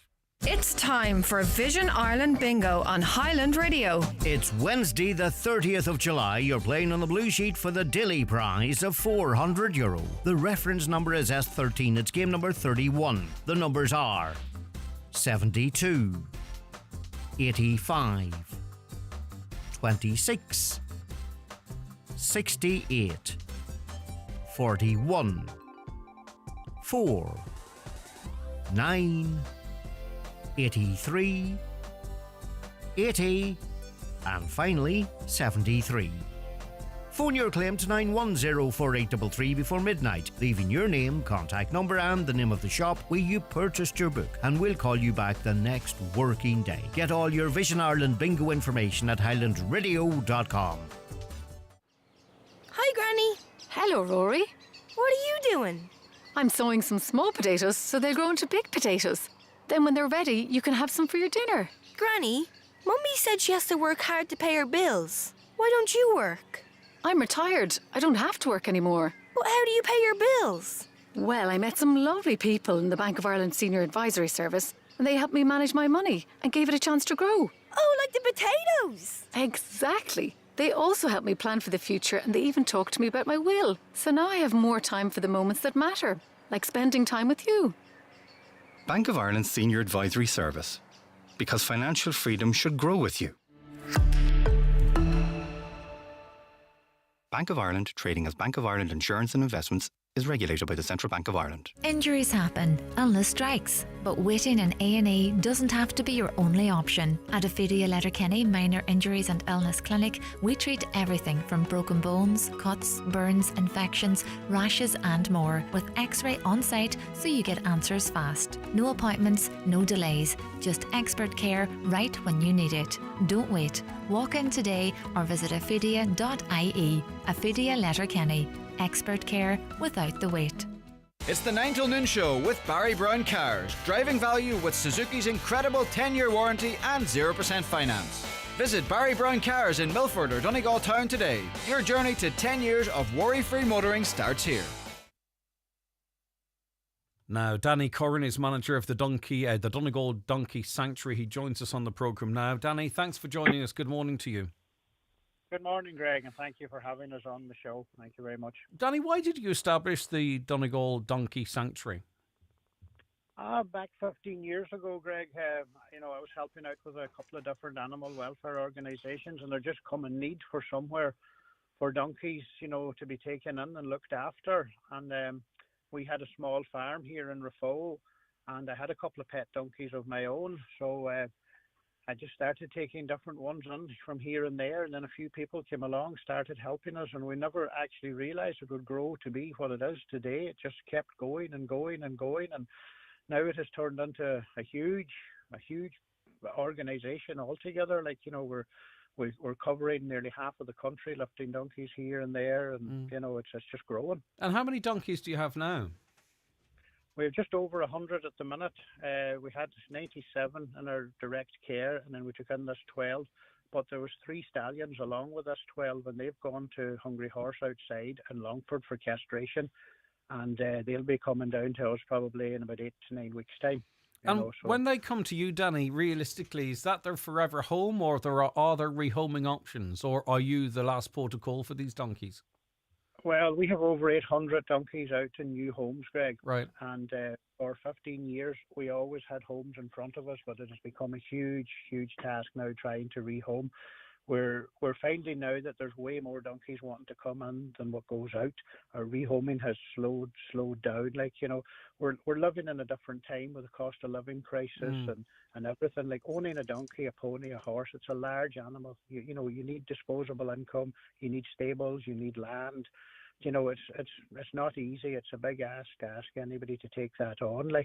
So as I say, we've noticed a huge decrease in the amount of people looking for donkeys, but we've also seen a huge increase on the amount of donkeys looking to come to us. It's turning to be a huge problem for us. We don't own a lot of land. We only have a set amount of stables, and in 8 weeks' time, I'm not going to be able to stable all the donkeys that I have. So I was hoping this morning, along with talking about 12 donkeys that we took in, to be able to maybe use this platform on Highland Radio. There could be a farmer, maybe not that far from us in Rafo, or maybe a bit further away, that has downsized. He might have spare bays in his cattle shed, his sheep shed. He might have a spare bit of land. We'd be open to talking about, would they let us in for free? Could we rent? We would be open to talking to anything. If they would get in contact with us, that would be absolutely wonderful. And would it be, sorry, I just missed that last part of that, Danny, would you continue to care for the donkeys on the farmer's property, or support them to care for them on their property if they've got the spare spaces? What would the relationship be there? We would take care of them. We would clean out the sheds. We would feed the donkeys. We would do everything. Logistics is the problem, Greg. If somebody offers us a shed in Galway or Sligo, no good. Yeah. It's no good. So we're looking to be as close to here as we can. But we're also willing. There might be a farmer out there that has decided he's going to sell his farm. We don't have the finances to buy it, but we might enter into some agreement that we could pay off bit by bit. We have to expand, but we've often sat at committee level here and discussed how are we going to do it. There's farms go for sale in Rafo, but you're talking $250,000, $500,000. We just know that's impossible. Unless one of us wins the lottery, or maybe you would buy it for us, Greg, but we don't know. We just have to live in hope, Yeah, so you couldn't turn away these 12 donkeys. What kind of lives have they had? I mean, what condition do these animals come to you in? Is it when people are so desperate, or maybe another organisation becomes involved, or do they often come to you well looked after? Is there a normal situation? Well, every donkey really, Greg, has a different story. We get some donkeys are handed over in perfect condition. I took in 2 donkeys a fortnight ago from a lovely lady in Cavan. She has just become too old to look after them. They were too much work for her. She waited 7 months for us to collect them donkeys from her, and they were perfect in every way. They're here grazing in a field, everything's great with them. And then we get the likes of these 12 donkeys. It's basically an animal hoarding situation where people had a small piece of land. They took in too many animals. They weren't able to look after them. They hadn't the finances. What's happened with these 12 has not probably been going on for maybe anything up to 2 years. Their feet didn't get into that condition overnight, and we've taken in animals that had malnutrition. We've taken in animals that nearly, living with lice and worms, and every situation is different. You just have to, as they come to you, you have to deal with them, the different situations, and try and work around them. It used to be a case, that we would have rehomed, say, 10 animals over 2 or 3 month period, and then, we would have had space to take in more. It's getting to the point now where we don't have space, and we still have people. I had a phone call yesterday about a donkey wandering just outside Letterkenny. Yeah. Hoping to contact back to that girl today. Maybe the owner has turned up for it. It just broke out of somewhere. But as it stands of today, if I took in that donkey, it's joining a queue to stand in a field, and I don't have shelter for them for the winter. So that's what's becoming a huge issue in front of me in the next 2 months. Yeah, literally a roof over their heads. What is there in sort of 2025? Why do people have donkeys? Is there any financial advantage in it? Are people buying them as pets and then not realising the amount of care that's required? Why are donkeys being, bred and sold and bought in this day and age if it turns out really quickly that people can't look after them? That's an endless question, Greg, and I ask myself that question every day. We get people that buy donkeys for children, and then they realise they're big animals and they have the potential to kill a child, so then they want rid of them immediately. People breed them for various different reasons. We have farmers buy them. They heard a rumour you can get a subsidy on them, only to find out you don't get a subsidy on them. There is situations where they will get a subsidy on them, but it can be drawn immediately. It happened with the Connemara ponies many years ago, where the government provided a subsidy, and then when they withdrew the subsidy, them Connemara ponies were immediately unwanted on all them farms. So like I have no answer to that, Greg. Like we meet different circumstances every day of the week, and when we ask people why they got them, we get all kinds of answers. Like, I had one when I was young. I thought they would be easy kept. Just the answers never end, and you just have to take the donkey and hope that we have space and hope that we're able to look after it. That's where we are. And it's all done through public support, is that right, Danny? Because not for some reason, that sounds terrible, but the public do tend to put their hands in their pockets to support donkey welfare and the work that you do in that regard. Yeah, we're blessed. Like, we use GoFundMe, we use various other methods. We have supporters in America, all over Donegal, all over Ireland, the UK. And, as I say, we're here 15 years working in Ireland. A lot of visitors to the sanctuary. People leave the sanctuary. We see the work that we do. And when we talk to people, we can tell them, how hard it is to keep going. And like every penny that's donated, is put back into the donkeys to look after the donkeys. And, it's a struggle every day. As I said a minute ago, we're 8 weeks away from winter, and that means hay has to be bought, straw has to be bought, meal has to be bought, and we have vehicles to maintain and run. It's never ending. Like the financial strains of it, there's days you just wonder how you can possibly keep going, but when you look around you and you've got 100 donkeys needing to be fed, you just have to keep on going. Yeah, and you've 12 more, and that's why we're talking to you today. You couldn't refuse them, and they can graze and be looked after, but the reality is winter is coming. They will need a roof over their heads. You have an emergency GoFundMe page up. Where can people access that, Danny? If they go onto our Facebook page, or I think there's a link on Donegal Daily at the minute as well, if they call to the sanctuary, or even if they contact us in any way, but probably through our Facebook page is the best way that people can contact us and make a direct donation on there. We'll post our bank details later on today on the Facebook page. If people want to donate to us that way, they could use PayPal link, but as I often say, no donation is too small, and we need all the help that we can get at the minute. And of course, just that appeal to any landowners, any farmers in the area. Maybe they've downsized, or they're not farming the way they might have in the past, but they have, maybe some sheds that are available or what have you. You're keen to talk to them and see what arrangement can be reached. Yeah, we're very, very keen. If somebody's listening this morning that has a farm and they've downsized enough that they think they would for us to work alongside them, we would be just any kind of arrangement or option. But as I say, logistics is the problem.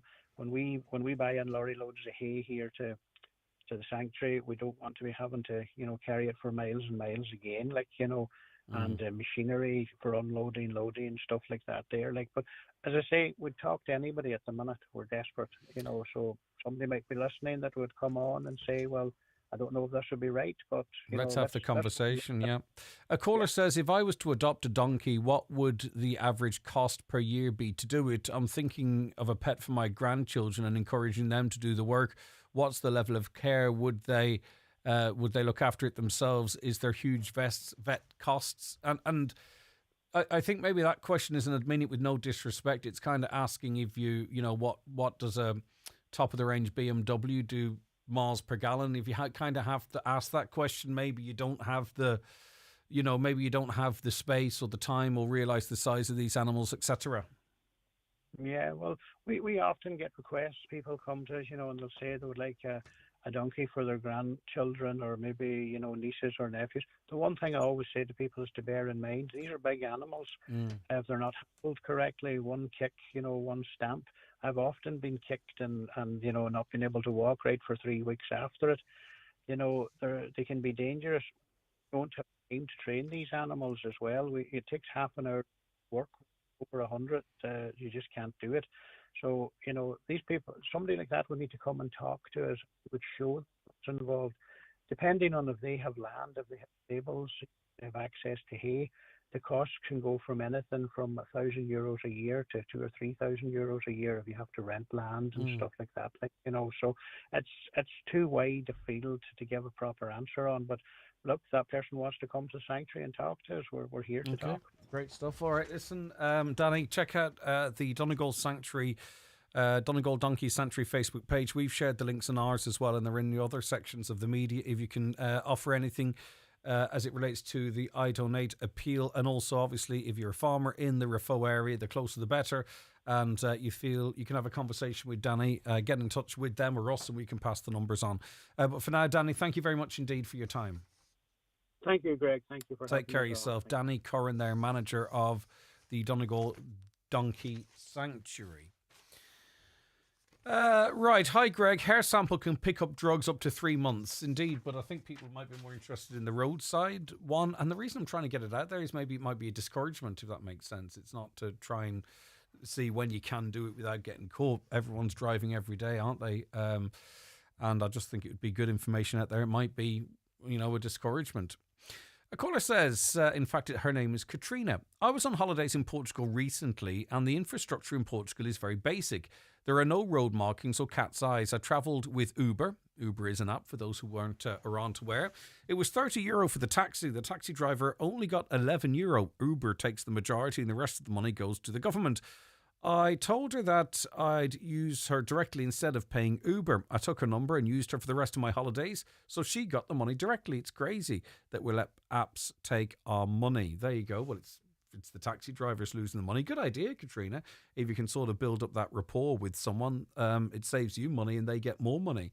So in other words, she could charge you €20 for the €30 trip. You're getting better value for money. She's doubling her money. So, yeah, I can see it makes sense. I think there's a lot of rival apps over there as well that pay their drivers better than Uber, which I only realised relatively recently. But there's that convenience factor, isn't it? You just click the button and the taxi's there. But anyway, that's not a bad idea, Katrina. And just one request I didn't get to a little earlier on. In fact, I did get to that one a little earlier on. Okay, I'll be back with more after we take a quick break. You're tuned to the 9 till noon show with Barry Brown Cars, where your new 252 Suzuki comes with 0% finance and a 10-year warranty. Visit Barry Brown Cars in Milford or Donegal Town for 10 years of peace of mind motoring. If you're aged 59 to 70, we will invite you for a free HSE bowel screening home test. Screening can help find signs of bowel cancer early, before any symptoms show, making it easier to treat. You can bank on Screwfix for big savings. Save over 40% in a 15-metre Magnuson laser level, now only $34.95. And save over €30 on the DeWalt Tuss System drawer unit, now just $146.95. Hurry, deals end Monday. Shop bank holiday savings at screwfix.ie or in over 35 stores. Prices valid until 4th of August. Visit screwfix.ie for T's and C's. Fabric World's hot summer sale now on, with fabulous discounts on curtain and upholstery fabric, and half-price pots in our garden department. Summer sandals and fashion from £10. Crafty deals, 3 fabric pieces for £12. And there's always great Euro rates at Fabric World, Maydown, Derry. Mary here from the cosmetic department at McGee's Pharmacy to let you know that Clarence have a great skincare gift available this week. Buy 2 Clarence products, 1 to be skincare, and you will get a choice of 3 deluxe size essentials from a selection of 10. Which 3 will you choose? This great Clarence offer is available until Saturday the 9th of August or while stocks last, and store and online at mcgees.ie. Remember, for any skincare advice, you can always talk to myself or any staff member here at McGee's Chemist, Main Street, Letterkenny, where the best costs less.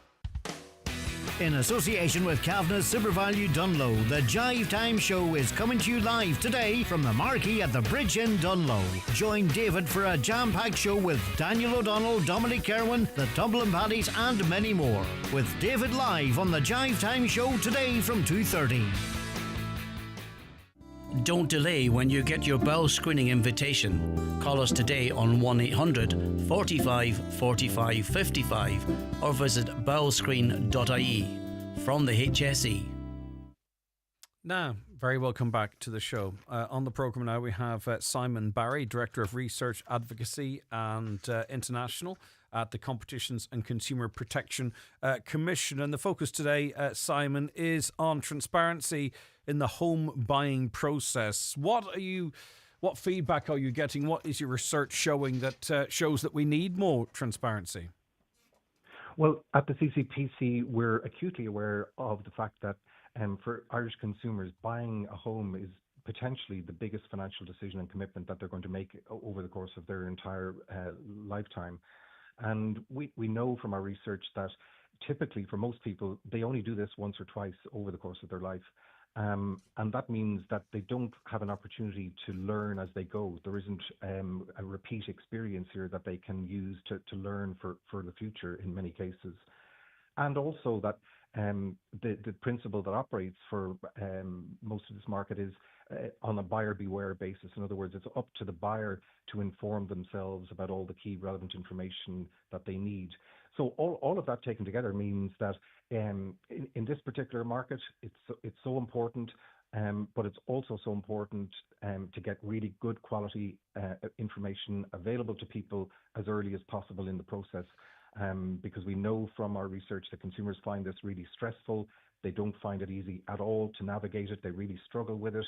And in particular on the information provision, they don't find it a transparent market. They don't find it easy to understand what information they need to ask about or where the most trusted sources necessarily are. So we know that there's varying degrees of trust among different parties in the course of a buying purchase process. Family and friends, their own solicitor and engineers are trusted sources, but other parties in the selling transaction on the seller side, the seller solicitor and estate agents don't enjoy the same level of trust among potential buyers. So all of that taken together really does place a very high premium for buyers to get good quality information early in the process, and that's the focus of a number of our main recommendations this morning. And how does that play out then? Because, it seems to be the seller and their estate agent, and the estate agent obviously is working on behalf of the seller. You're asking them to divulge more information to the potential buyer of the property. Like, how does that work? What kind of information are you talking about? Where are the gaps? Yeah, sure. So, one of our main recommendations is in relation to information that's already provided in the process, but it comes very, very late. So we think that there's significant advantages and benefits for home buyers to receive this information much earlier in the process, so that when they're thinking about how to spend their time researching different properties, trying to shortlist, trying to figure out what are they really going to kind of commit to in terms of their preferred house, that stuff that gets made available but only later in the process gets brought forward. So that includes things like confirmation that the title deeds are in order, confirmation that the boundary map information is available, information about whether the purchase might be subject to a probate process, for example, and also that confirmation that the property is tax compliant. So this isn't about kind of new information in this case. This is about giving people access to the information that would naturally be part of the process, but which currently comes. So were you saying that maybe in one house sale there might be potentially 3 or 4 potential purchasers that stumble across this information too late in the process and waste their time potentially? Well, not necessarily that there would be multiple parties, but if somebody goes sale agreed, for example, then that triggers the conveyancing process. So all of this information, title deeds, boundary maps, probate, and tax compliance, so all of this gets uncovered over the course of what can be a really lengthy process. So we're saying that actually consumers are identifying, and our research is identifying, that providing this information much earlier and at the beginning and making it a requirement that all properties coming to the market have this stuff ready to go, rather than subject to discovery over the course of a lengthy process. So we think that this can help avoid delays and avoid the cost implications of delays for people. For example, if the process gets delayed, people might need to avail of rental accommodation and incur additional costs. because there was some delay in getting title deeds or boundary maps. So it's about making sure that all that information that's currently required is just made available right at the beginning, so it doesn't become the source of delay and frustration, stress, hassle and cost for potential buyers later in the process. And as tough as it might be for some to heed this call, when there's plenty of properties on the market, available properties are at a premium. It's a real seller's market at the moment. If you've got a good property, why might people comply with your request in this regard, Simon? Well, so we're asking the government to legislate for this. That's our key recommendation here. So we think that there is scope for considerable improvement in the way that this market operates, and that there are considerable benefits, not just for buyers, but there are other parties in the process for whom an outcome that these processes take much shorter periods of time benefits everybody. It benefits estate agents.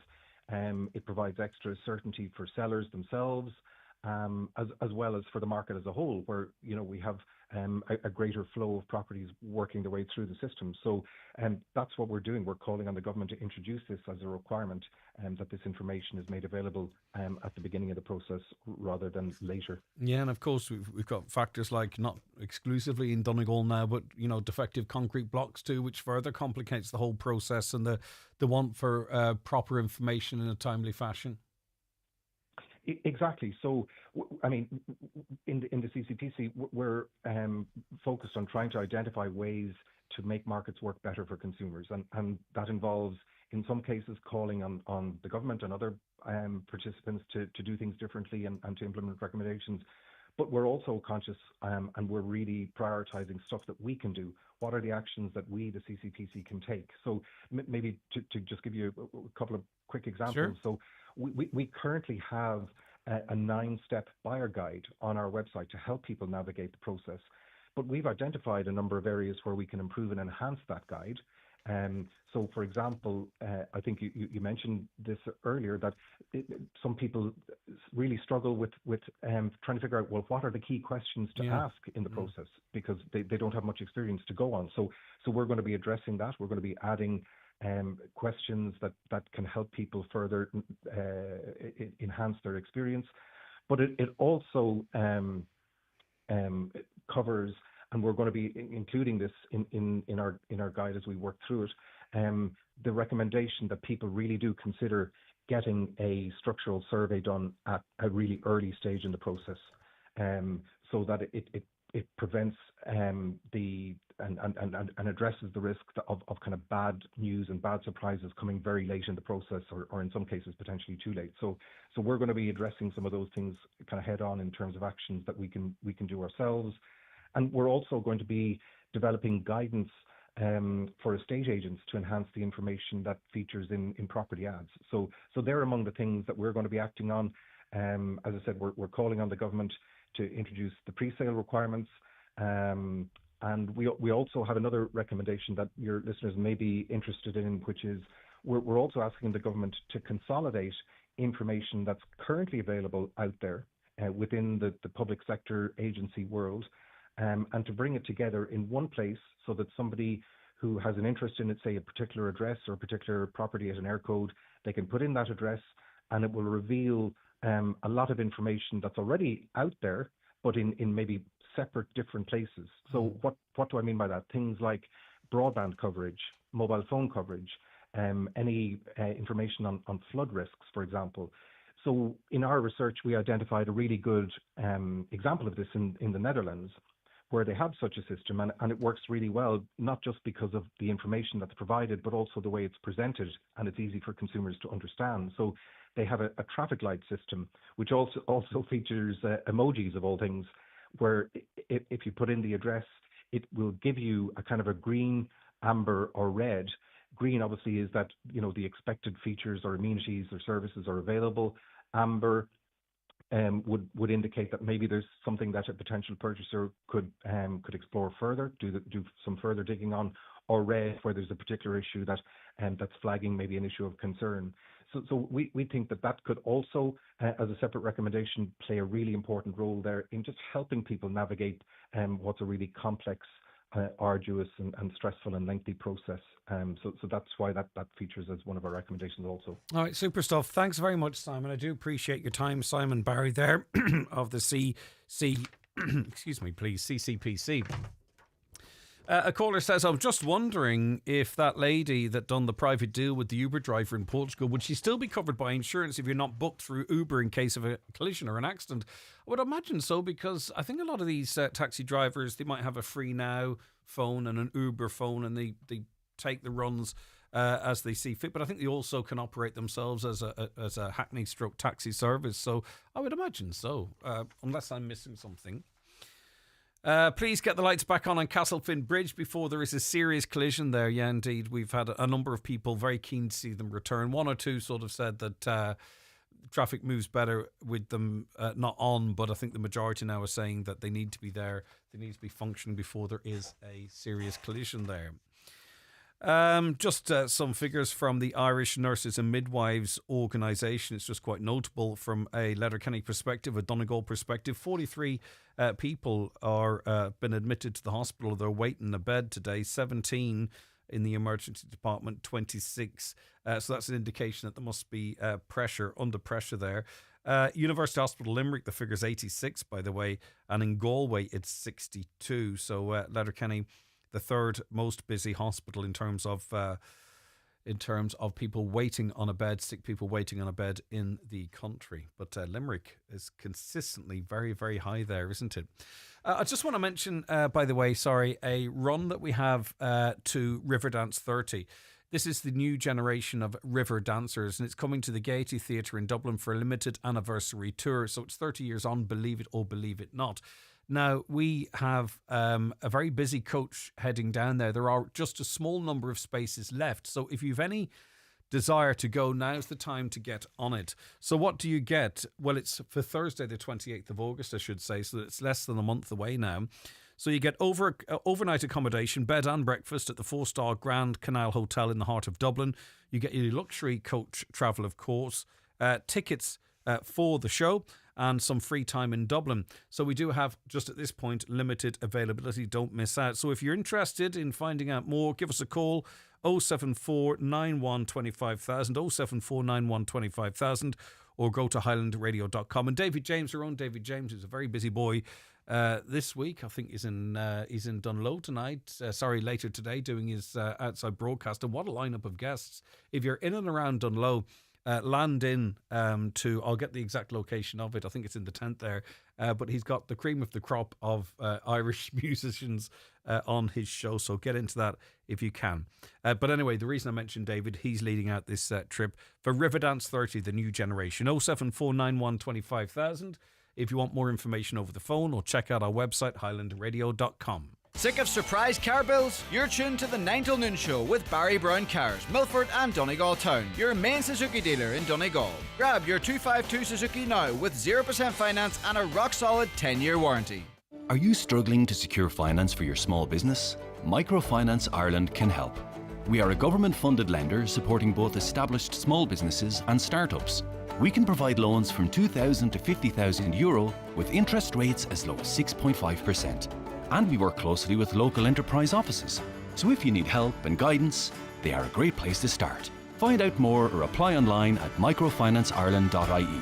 Microfinance Ireland, helping small businesses with big ideas.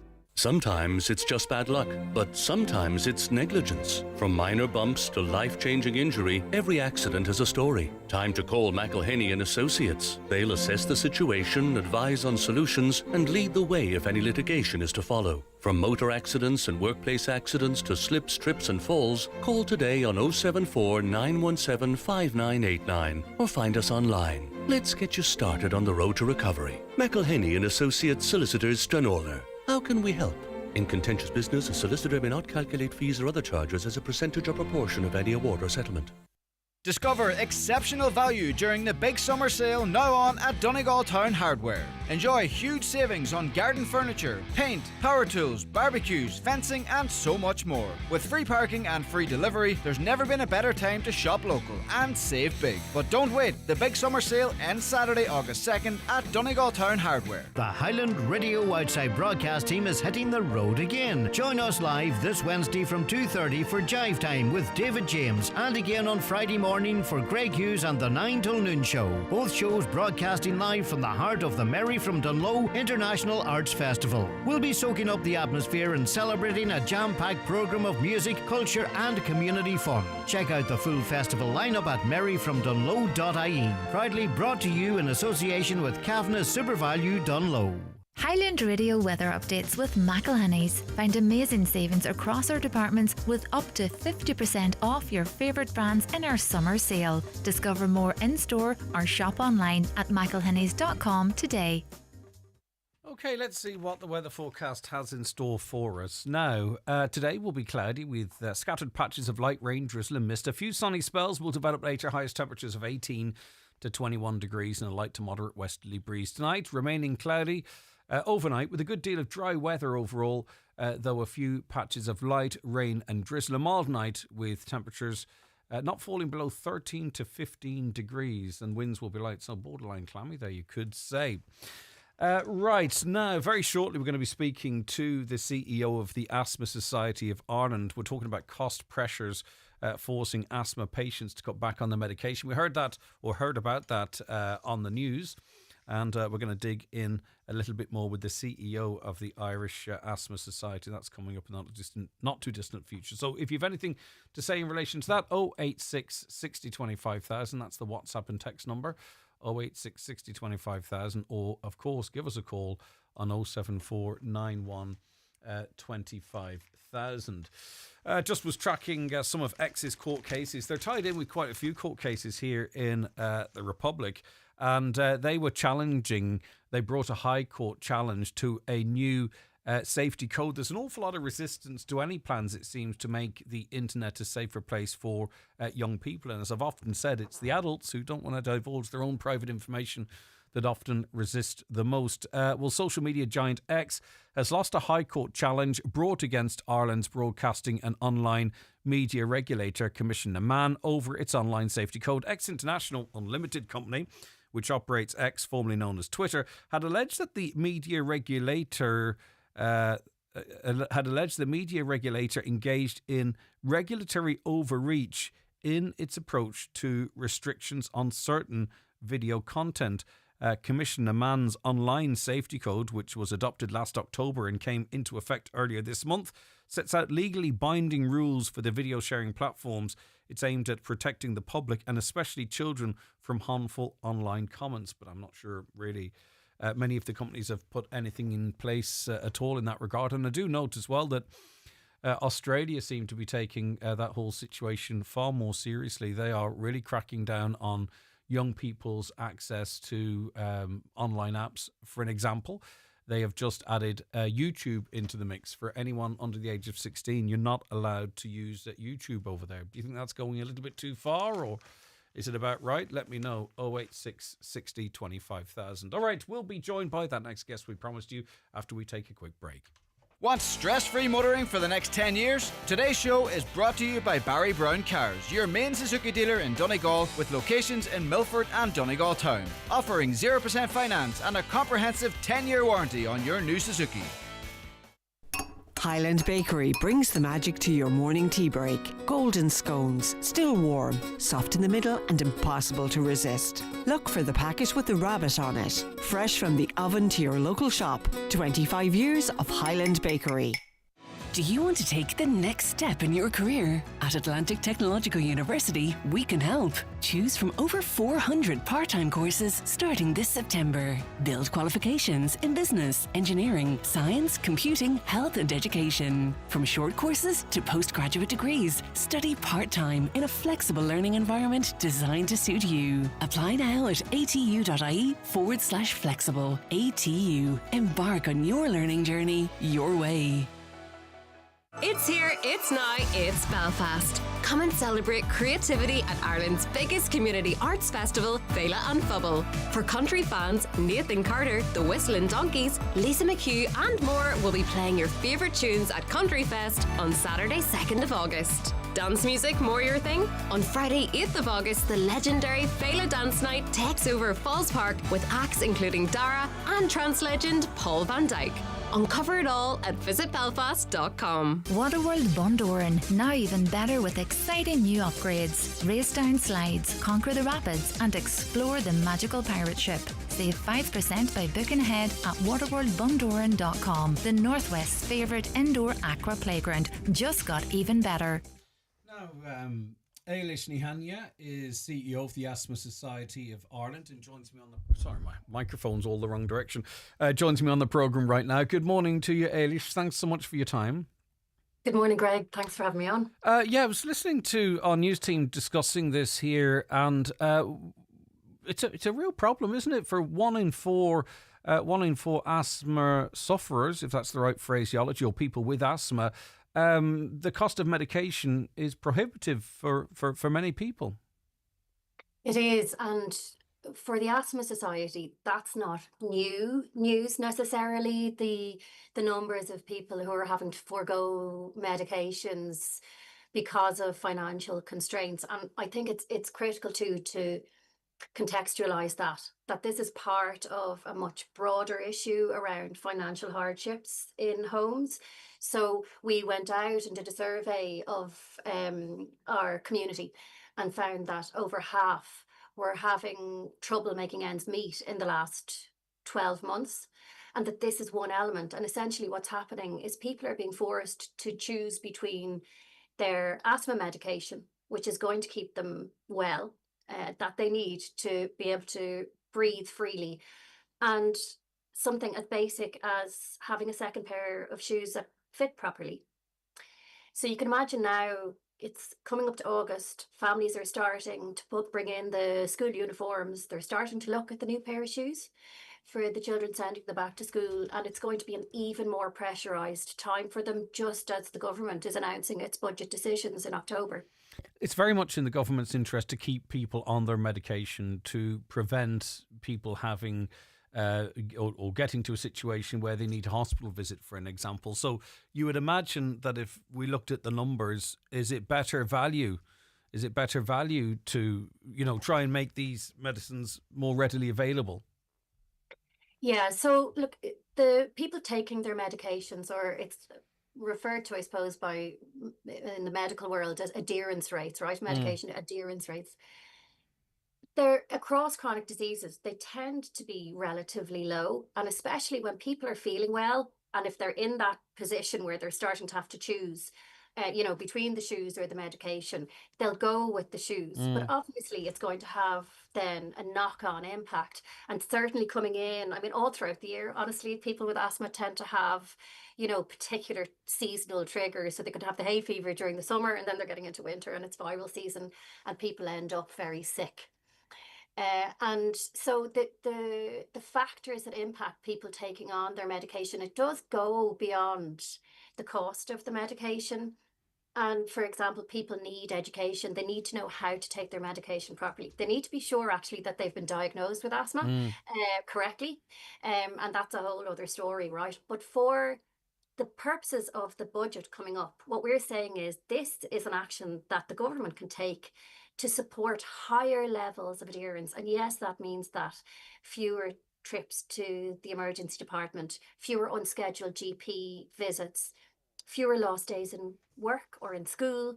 And actually, on top of all of that, people living full, healthy lives right up until their 70s or 80s, you'd hope even beyond, because they've had the medication they need to keep their lungs healthy.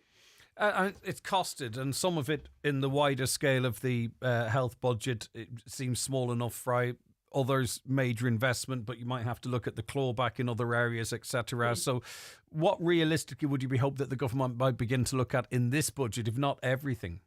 Yeah, that's it. So for a long time, the Asthma Society was saying, add asthma to the long-term illness scheme. Yeah. There are 16 conditions on that. They've been there since the 70s and it hasn't changed. And any of the conditions on there, Their meds, their devices, everything are free, which is brilliant. I mean, I wouldn't argue it for a moment. What we're saying is they're not changing the long-term illness scheme. People need their asthma medications. Let's be practical about it. Not do it all overnight and instead phase it in. So start with the gold standard asthma medication, which are combination inhalers. And I'm happy to describe those to you. But you start with those, the ones that we know are most effective, most likely to keep people out of hospital, keep people well. If we start with those this year, that would be a very good start. What we've seen too, and it's in Donegal and other counties now, is defective concrete blocks and the living conditions, mould in the rooms, Yes. people developing asthma that never had asthma before. That is a cohort, obviously, that need support and attention. But there are other people living in just older homes, poor ventilation, single glazing, whatever it might be. Again, whether it's this year or down the line, to make some schemes specifically available for those people, or make them more affordable to try and improve their health, but also maybe even their dependency on medication. Yeah, well, look, we'd be fans of the Warmer Homes scheme, which are those grants that are given to lower income households to retrofit their homes and make them more energy efficient. There was a pilot done. It was a cross-departmental pilot done back, I think, 2016 to 2018. And that was called the Warmth and Wellbeing Scheme. It was done in a couple of areas of Dublin City, and it was given to lower income households where there were long-term respiratory conditions. And the findings, which were conducted by an academic institution on behalf of the government and published this year, found that having those, coming back to those households now, they're demonstrating fewer asthma symptoms, respiratory symptoms. They need lower doses or less medication, less GP or fewer GP visits, and even things like chronic pain. They're reporting less of that.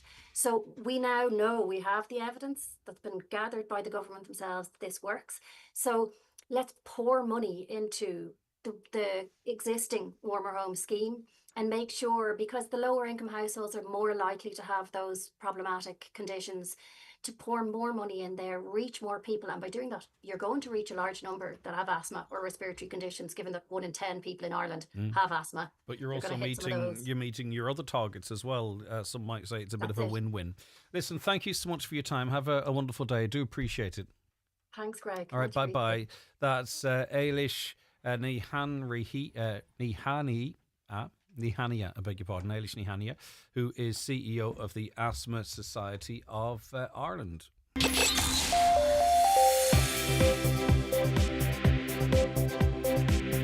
With all the stories that matter across the Northwest, it's Greg Hughes on the 9 to Noon Show on Highland Radio. And it's 11 o'clock, time for a news update, and we welcome back into studio Donald Kavanagh. Thank you, Greg. Good morning. The bodies of the mother and her 2 teenage children shot dead at their home in Maguire's Bridge, County Fermanagh last week will be taken from there to County Clare later today. Ahead of their funeral in Bearfield this weekend, a service of removal is getting underway at St Mary's Church in Maguire's Bridge. Letterkenny University Hospital had the third highest number of patients awaiting beds this morning. There were 43 patients waiting beds at Letterkenny, 17 of them on emergency department trolleys, the third highest figure after Limerick and Galway. Nationally, 441 admitted patients were without beds across the country, according to the INMO's Trolley Watch. A Carndonagh-based councillor says there needs to be national intervention in the case of the Clúin-Dara development on Convent Road. Half of the 58 units there are complete, but there's been no movement since Donegal County Council withdrew an offer to buy the complex a year ago because final agreement couldn't be reached with the developer. Councillor Albert Doherty says this is an issue which needs to be resolved. He's suggesting the proposed new housing activation officer should make it one of their first projects. The chair of the Killybegs History and Heritage Group is urging Donegal County Council to slightly realign the road widening project currently underway between Killybegs and Fintra. At present, the plan compromises a World War II lookout post at Fintra, one of 3 in the Killybegs area and 80 around the country. On today's 9 till noon show, the group's chairperson told Greg it was a vital part of the defences under an area of airspace known as the Donegal Corridor. That full conversation can be heard on our website, highlandradio.com. Uisce Éireann is currently investigating reports of a supply disruption at Main Street in Culdaff and surrounding areas. The utility is already dealing with a burst water main in Moville, which they expect to have resolved by 3 o'clock this afternoon. And authorities in Hawaii have lifted a tsunami evacuation order. Residents told to flee to higher ground following a major earthquake off Russia's east coast are now being allowed to return. Much of Japan's eastern seaboard has and remains evacuated. And they're the headlines. Back with headlines again at 12 noon. Donald, thanks very much. And we'll be back with our next guest after this short break.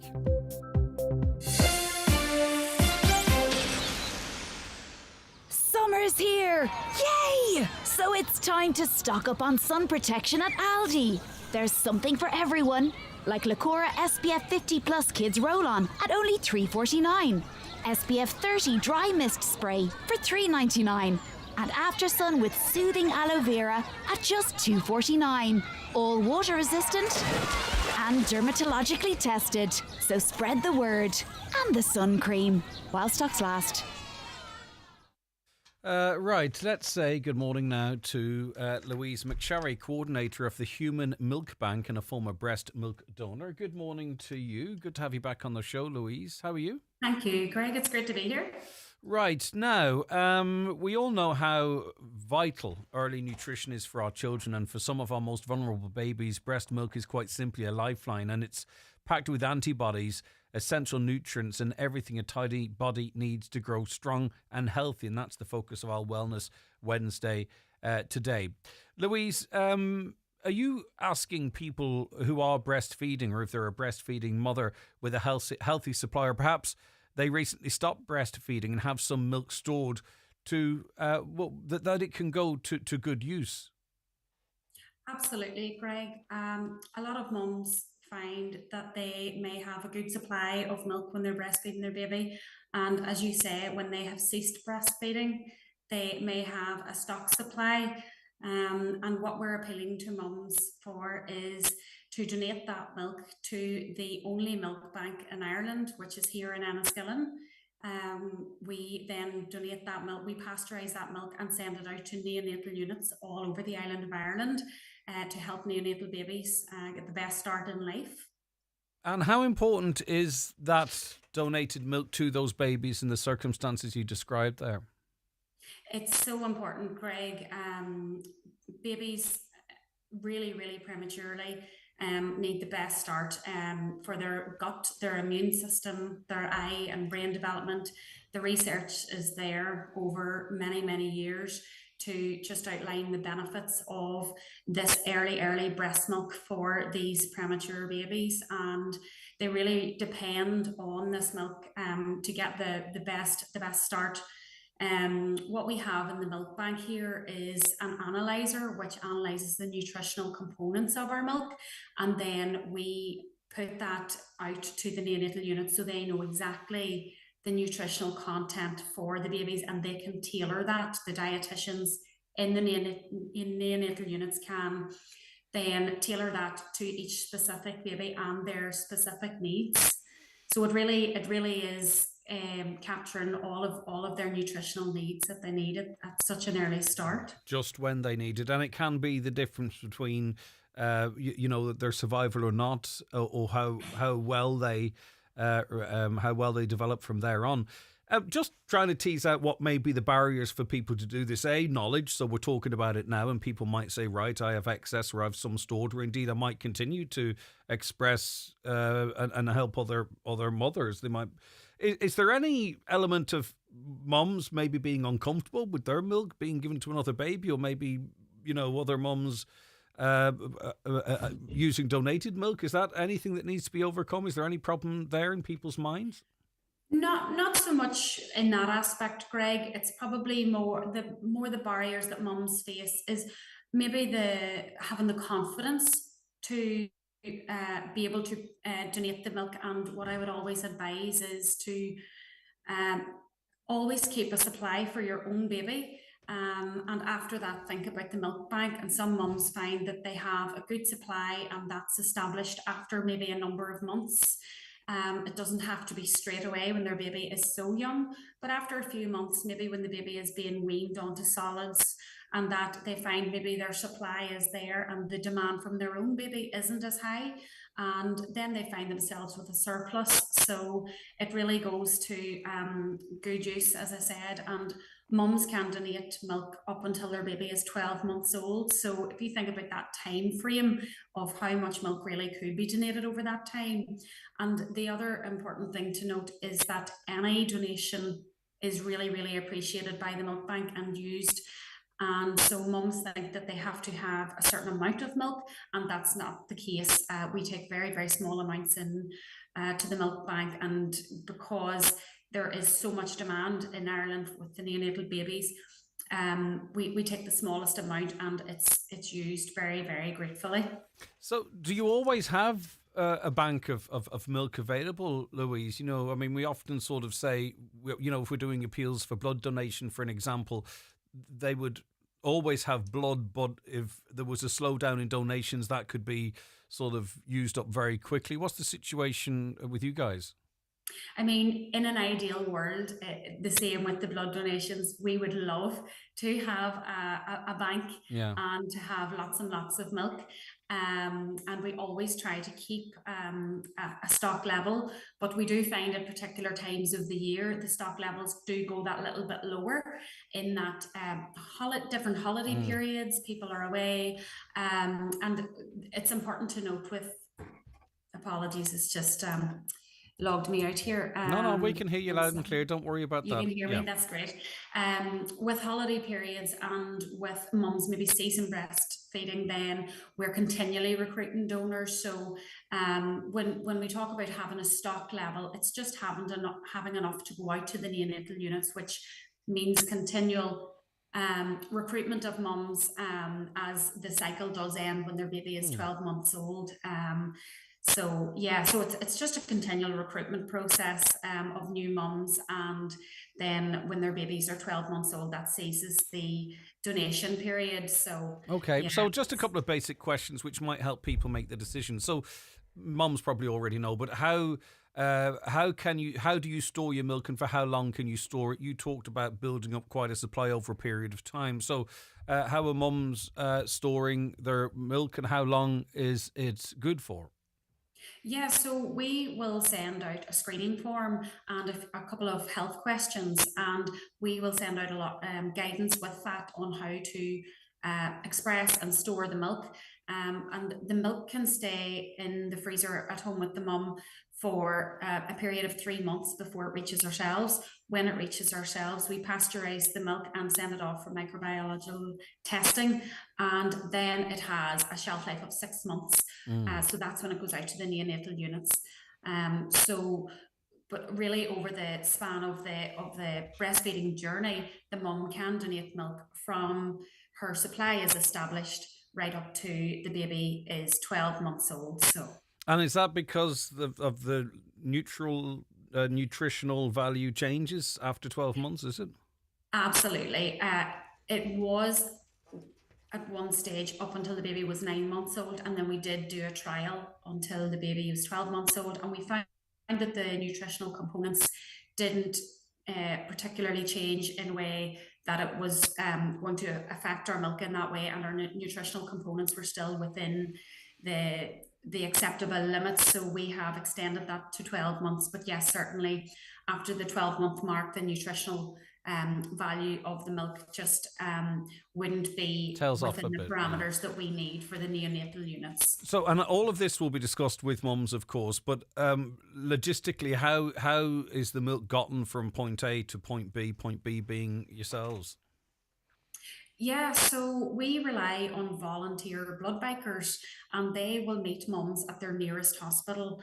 And that's a completely volunteer service that we rely on, and we're so grateful to the blood bankers who meet the mums at their nearest hospital, and whilst keeping the cold chain of the milk being frozen, it's brought to ourselves, and then it's brought through the pasteurising process here. So although we collect milk from mums all over the island of Ireland, we're not asking them to drive a great distance. We have our volunteers who we're so grateful for, who will meet the mums and bring the milk to ourselves. All right, and the amount of families that you've helped is huge. Last year, the Enniskillen Southwest Acute Hospital helped support neonatal units across 27 hospitals. And how many premature babies were you able to help or provide milk for? I apologise, Greg. I should Sorry, have the figures 700. here. I was 700. Sorry. I think we're talking in the region of over 700 Yep, babies. 783 premature babies. 223 were either twins or triplets. Sorry, I didn't mean to thrust that on you. You're absolutely fine. So, with the figure being over 1,000 litres of milk, that's our target is always to have as much milk as possible sent out.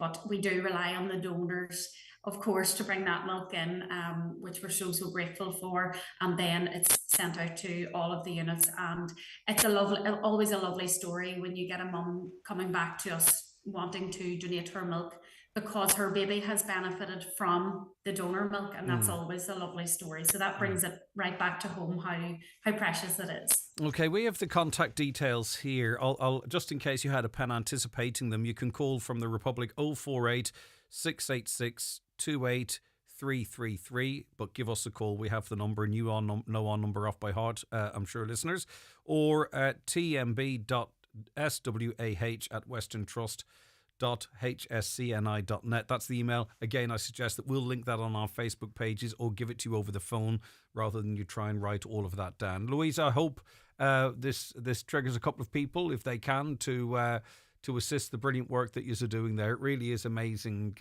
It really is amazing. And you don't know half the time what's going on.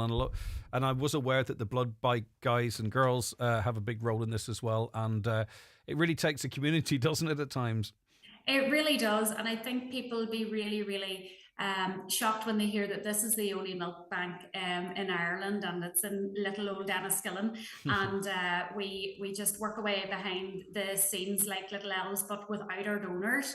We're so indebted to them. Without our donors, we don't have milk. So we're really, really grateful to every mum who gets in touch with us and becomes a donor. So I just want to say thanks as well to the mums who have donated. They're what keeps the service going. So you can find us on the Western Trust Facebook and by the email or the phone number. So Thank you so much, Greg. We'll share that out here and retain it as well. Listen, thanks so very much, Louise. That's Louise McSharry, who's coordinator of the Human Milk Bank and a former breast milk donor herself. And as she say, what that beautiful thing is whereby, a mum has received another mother's milk for her baby who's in need and then becomes a donor themselves, which is the perfect sort of circle of it, isn't it?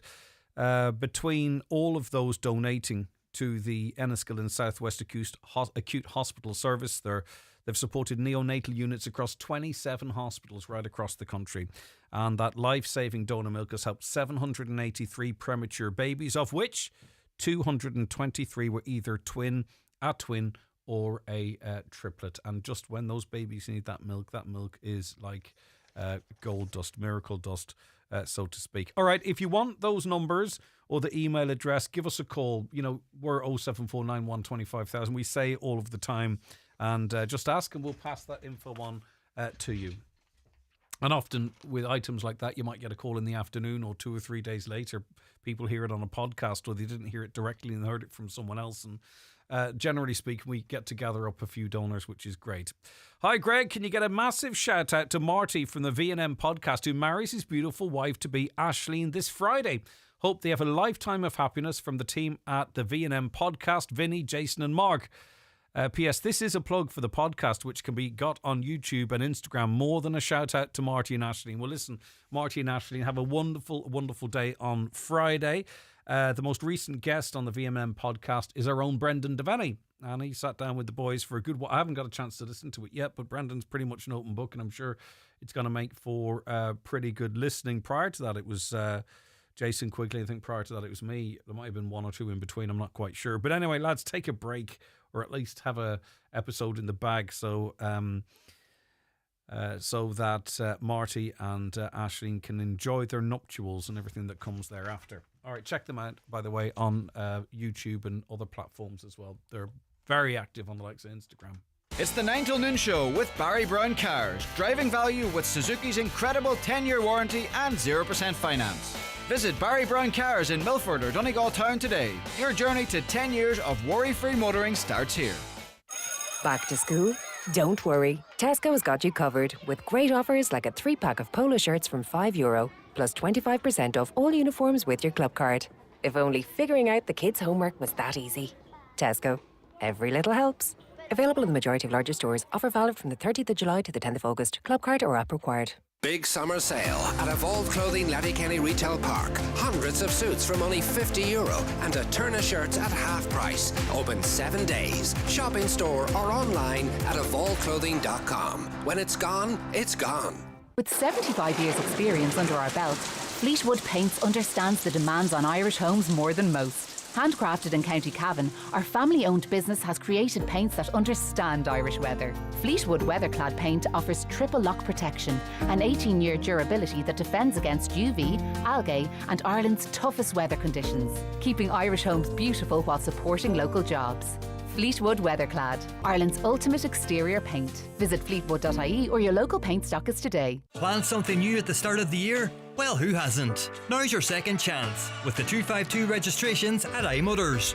Take the wheel of the iconic Qashqai, the bold X-Trail, the sporty Juke, or go electric with the stunning Nissan Ariya. They're here and they're waiting for you. Visit imotors.ie today. iMotors, fearless generation. The Easy Living Furniture Summer Sale has been extended but must end this Sunday. Everything's reduced with hundreds of sale specials across every department. We are also offering free delivery on all orders over £499. Our summer sale ends this Sunday, only at Easy Living Furniture, Crescent Link Retail Park, Derry, Londonderry. Mirror, mirror on the wall, Easy Living has it all. Easy Living Furniture, luxury furnishings, affordable luxury. Highland Radio Time Checks brought to you by EirGrid, the operator and developer of Ireland's electricity grid. EirGrid, powering up communities, powering up Ireland. The time is... It's just turned 19 minutes past 11 now. Another incident of a local link bus service being disrupted because of inappropriate parking. There was a post put up yesterday. Route 973. The 973 is unable to serve Fanad Lighthouse for the rest of today. That was yesterday, by the way. Just to save any confusion. It's not able to get turned with all the cars parked. Serviced will stop at Ballyalair. We apologise for any inconvenience. Now, as I say, we had a similar issue last week, and it's turned out that, I mean, obviously, locals, people just going about their everyday business are being, held up by bad parking, but it's stopping complete bus services. Councillor Liam Blaney joins us on the programme now, and I suppose, it doesn't help those waiting on the bus, but the Lighthouse has become very popular. It is very popular, and parking is a problem. Yeah, it's part of trying to get people to the area, and I suppose it's a sign of the success of the Lighthouse and Fanad that we're having this problem. And the Lighthouse had applied. Well, first of all, the local link bus was having difficulty in getting turned, so they came up with a plan between themselves and the Lighthouse committee and the council that they would try a temporary road closure for a part of it from about 100 metres down from the main gate where you go up onto the Lighthouse, back a bit and close the road off there, and just allow the bus up to turn where the with no cars parked up there. There would be room for the bus to turn on it. And it had been working, but unfortunately somebody broke the chain was on it, and the bus had to suspend the runs to the Lighthouse. They went as far as Ballyalair Post Office, and the Lighthouse did facilitate anybody was down there, was going down there, to take them up as far as the Lighthouse again, or as far as the Post Office again, until they get the chains fixed. And as far as I understand, they're in the process of getting that sorted at the minute, and hopefully if they get it up again, that will be seen by people, that in case maybe somebody didn't see it and accidentally broke it, we don't know, but yeah, you'd hope it was an accident. But it does sort of open up the conversation again to, parking at our amenities, be it the Lighthouse, be it beaches, and the fact we do have a a growing local link service as an example, or just general bus services. We need to start looking at this rather than dealing with it in a case-by-case basis. Liam, would you agree? Well, I suppose a lot of them will have to be dealt with maybe in a case-by-case basis, but there's a car park there as well for the bus could go in and turn, but there's not many cars about there and that as well. They feel it's safer if they could get a place on their own, and this I believe will work. And this is a temporary trial for a month to see does it work. And if it does, they're going to try and have something more permanent on it for next year, and hopefully it'll work a lot better.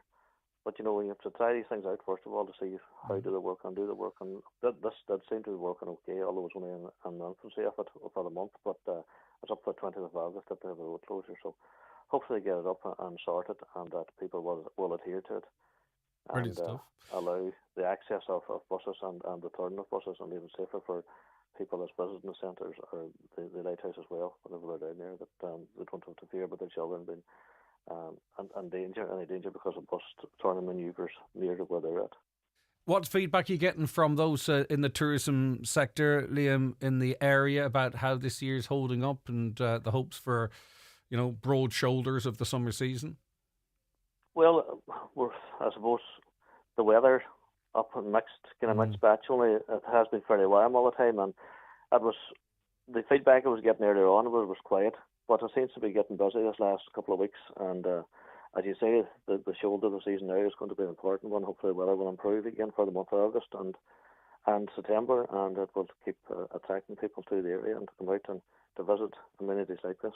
Yeah, it's like a light switch, isn't it? The sun comes out, and next thing you know, the population of an area quadruples. It's astonishing, really, but it is what it is. All right, Liam, thanks very much for that, and hopefully that was an accident, and once that chain goes back up, it continues to be successful. That's Councillor Liam Blaney there. 086 60 25,000 if you've got an issue in that regard that you would like to raise. But anyway, by the way, to be absolutely clear, that disruption to the Route 973 was yesterday, but we just thought we'd highlight it today to get that info out there, and for us all to be a little bit more considerate of where we park and consider when we're pulling that car in there.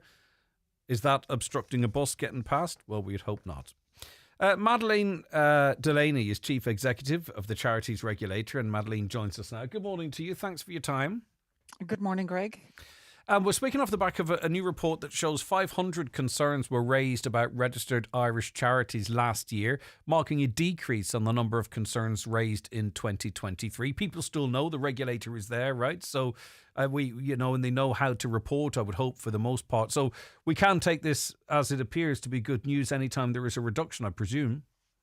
I think so, Greg, and I think it can be down to a number of different factors, but certainly one of them is that people understand that there's a charity regulator, but they also understand what the regulator can and can't look at. But also charities are more aware of regulation and of their obligations, and certainly we see them working very hard on their standards of governance and their compliance with their obligations under the Act. And then there's other variables, and one of them that I think that we have made some inroads on are in relation to unregistered entities calling themselves a charity, and we would have had a lot of complaints about that or concerns raised about that previously, and there's been a drop in those, and again that's down to people's awareness. Yeah, might as well remind us to save any popping up. What is the difference between a charity and an entity that might portray itself as a charity? There are some obvious sort of examples, I suppose. Well, a charity is only one type of not-for-profit organisation, and to call yourself a charity or lead people to believe you're a charity, you have to be on the register of charities. And to be on the register of charities, you have to meet a test that's set out in the legislation, and essentially that means that you have to be advancing a particular type of charitable purpose and that you have to be doing it for a public benefit. And then if you are a charity, there's certain reporting requirements and standards that you have to meet. So we would urge people who are thinking of giving to an organisation, who've been asked to give to an organisation that say that they are a charity, that they go onto our register, which they can go on to at checkacharity.ie, and they will find out whether they are on the register, and then they can find out certain basic information about that organisation. So 42% of the concerns raised with you, the regulator, were around charity governance. Does that catch in question marks over whether something is a charity or not, or does it go beyond that? It goes beyond that in that governance is about the systems and procedures that are in place to control the charity and to make sure that it's carrying out its charitable purpose and the money is being used for that charitable purpose and not for anything else. And the people who are responsible for running the charity and responsible in law are called charity trustees, and they are the volunteers who are either on the board or the committee of the charity, depending on its legal form, and they have responsibility for the administration of the charity. So they have to be sure that they are making the decision making collectively, that they are making it based on all of the information, and that the finances are being run and controlled in accordance with their direction. And what do you do with these concerns? Is everyone investigated? Do you often find that maybe there's a campaign of sorts and you get multiple complaints about one particular organisation, or is there a pattern you can talk to us about in that regard? So sometimes there can be more than one concern raised about a particular organisation, and sometimes we can see that triggered by something on social media that a number of people see, and then they contact us. We will assess the information that we get to make sure that it's just not an allegation, that there are some facts at least grounding it, and we will make inquiries then with the charity. Most charities engage with us on a voluntary basis. We don't really have to use our powers. Sometimes we might have to seek information on foot of a statutory directions, but most charities and charity trustees work very hard at running their charity well and achieving good standards of governance, and our engagement with them can help point out any shortcomings, and most of them work voluntarily with us to resolve those shortcomings and put in place the controls and procedures that I spoke about earlier. And whilst there's almost 500 concerns, you have to compare that to the amount of charities there are. There are more charities in Donegal than there were concerns nationally. 510 charities in Donegal, making up 11,500 charities right across the country. That's a remarkable figure. But I suppose it puts a bit of context into the amount of concerns raised. It does indeed. And actually Donegal has the fourth highest number of charities in the countries. And charities vary a huge amount. I mean, it's a very diverse sector. And what you'll find is that over half of those charities are small volunteer-only charities that are providing very valuable services, but also activities and niche activities in the local communities. And they are essential to the fabric of communities at this stage. And I suppose it's in the best interest of any charity to sort of work with the likes of the regulator, make sure everything's in order, all the T's are crossed, I's are dotted, so that firstly they are compliant, but secondly, if there's any question marks raised, everything becomes apparent really quickly. That's true, and we have a lot of guidance on our website that we hope assists these charities and charity trustees to do their job. We have a charities governance code which sets out the basic principles that charities need to adhere to. And what we would say to charities and charity trustees is to engage with our website, engage with us, and particularly if we contact you, to just come and work with us. There's nothing to be afraid of. We just want to achieve those good standards of governance so that the charities themselves succeed and can continue to deliver on those charitable activities and services that are so vital.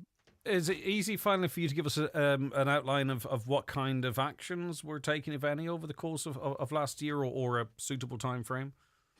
So last year we would have worked as we normally do with most charities on a voluntary basis, and indeed we closed as many concerns as we opened, so it's like a rolling figure, and as I say, most of that engagement is on a voluntary basis. We do have 3 investigations open, and they are a more formal engagement with the charity where we appoint inspectors and they set out about finding out the facts in relation to certain issues that have arisen, and they will provide a report to me, which is usually published, and then we further engage with the charities on that.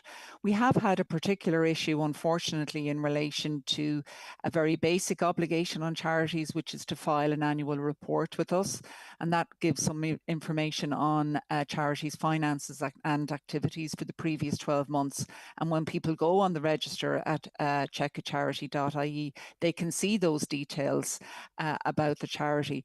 But some charities have been a bit slow in filing their annual report, or indeed missing it altogether for a year or more than a year. So we have been engaging with that particular segment of the sector, and in a few instances we have taken prosecutions. We took 8 prosecutions for failing to file an annual report, including after extensive engagement, and we also removed 38 charities from the register. It would seem that there are a number of entities still on the register that are no longer active, and we're beginning to unearth those through that process. So we're not going around removing charities that are very active and have services ongoing. They are mostly charities that are inactive. Yeah. Okay. Listen, thanks for all that information. I do appreciate it. Take care. Thanks, Greg. Bye-bye. That's Madeleine Delaney, Chief Executive of the Charities Regulator. And a caller says, Greg, when I read this morning, I was shocked that Donegal has over 500 charities, 510 in fact. That's 510 groups, they say, that had to supply the work of the government, once again proving that Donegal is forgotten. I wonder, is that a fair enough assessment? Is that the space the charities are sort of filling, so to speak? Hi Greg, whilst in Dublin on Sunday, the team bus was coming down the street. I was with my son and he was too small to see. A Donegal guy lifted him up for me so we could see the team. No idea who he is, but please, can you thank the guy who lifted up a little boy to see the bus? True gentleman, hope he's listening. Thanks from a grateful mum. What a lovely message to send in. Hi, I found a dead rabbit on my driveway this morning. The head was completely missing, but the rest of the body intact. What could have happened? Can you put this to Greg, please? Well, we can put it out to our listeners. It's a bit macabre. I'm not sure if a car might sort of be able to pass it in such a way to leave it in that state, but maybe someone out there can give us some advice. You kind of worry about it, finding it in your driveway. How did it end up there? Did someone put it there? Are they having a go? Blah blah blah blah. So I can understand why you might want to seek some listener support in relation to answering those questions. Okay, back with more very shortly. Watch the show live now on YouTube, Facebook and at highlandradio.com. You're tuned to the 9 till noon show with Barry Brown Cars, where your new 252 Suzuki comes with 0% finance and a 10-year warranty. Visit Barry Brown Cars in Milford or Donegal Town for 10 years of peace of mind motoring. Come along to the Glencolmkill Agricultural Show this Sunday 3rd, featuring cattle, sheep, horses, poultry and all marquee classes. A great family day with children's fun and live music. Enter their draw for a brand new Honda Quad or cash equivalent of €11,000. That's this Sunday at Glencolmkill Agricultural Show. Ready for a summer of play? A summer-filled series of family feel-good get-togethers in the historic houses and gorgeous gardens of the National Trust. Enter a medieval masterpiece at Castle Ward. Choose your own adventure at majestic Mount Stewart. Make a beeline for Florence Court's 20th anniversary honey show.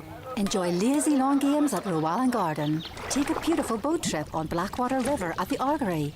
Or tee off at the Giant's Causeway. Ready for a summer of play? Search National Trust NI. Don't miss out on our clearance of all garden furniture and other outdoor articles at Yisk. Save up to 60%. Everything must go. Yisk. Scandinavian sleeping and living. This summer, the Big Top is calling. Summer Sessions Letterkenny presents The Human League, live on August the 21st for one unmissable night. Plus special guests including Nick Kershaw and The Undertones. And it's your last chance to grab the final tickets at summer-sessions.ie. Also rocking the Summer Sessions stage, the Saw Doctors with special guests. That's The Human League, August the 21st in Letterkenny, under the Big Top. Follow Summer Sessions Letterkenny on social media for all the latest updates. The Adrenaline Stunt Circus comes to Letterkenny Kiltoy Roundabout on the 2nd and 3rd of August at 2 p.m. featuring our Ride Pro FMX team, 3 monster trucks, War Machine, the Sheriff and Uncle Sam and lots more. Visit Daredevil Entertainment Presents Adrenaline on Facebook and get tickets on eventbrite.com. Don't miss out. Okay, in studio now with Chris Ashmore, presenter of the Highland Radio Business Matters podcast. Good morning to you, Chris. How are you keeping? Very good, Greg. Very good. Let me get you in focus there.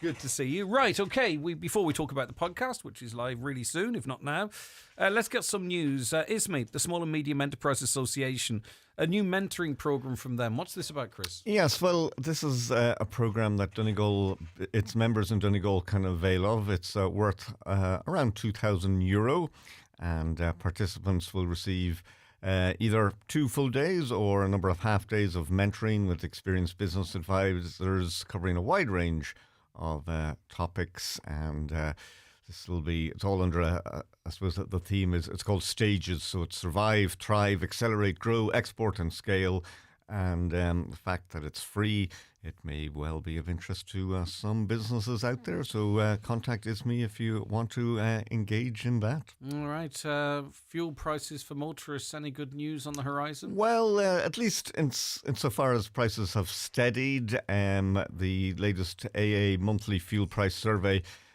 showing unleaded petrol last month averaging 173 a litre, and that was down slightly on June. Now, the message is, though, do shop around because you can get a big variance. Even, I know personally, you can get 10 to 12 cent a litre variance, which, now, some people seem to be quite fussy about this, and some people just go in, they just fill up the car, they don't even look about it. But when you're filling up the full tank, that 10 or 12 cent a litre can amount to quite a lot. It's a fiver, isn't it? It's a fiver a tank on a 50 litre fill. And not only that is far better off in your pocket. Yeah, not only that, now we've got the price disparity north and south again. Unleaded is about 25 cent a litre cheaper in the north now, so that's you're saving maybe 10 or 12 euro on a full fill. So the border areas, it would be interesting to sort of dig into the strategy of, furthest from the borders, that adjust price or location or overheads or all the factors that determine the price. I presume it's not, it'd be very easy to say it's all gouging, but it has to. You have to sell a product that fits your business model and your profits and your wages and all that type of stuff. I mean, say for instance, how is it worth €3 to pump your own fuel versus someone else pump it for you?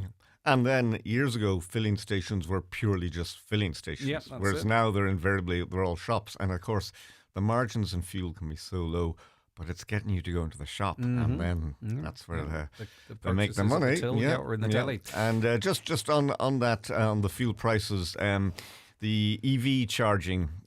So the survey takes that into account, the fuel prices by the AA. No change in the at-home costs, but if you're going the ESB e-car charge points that you may see around the county, now there's an increase there.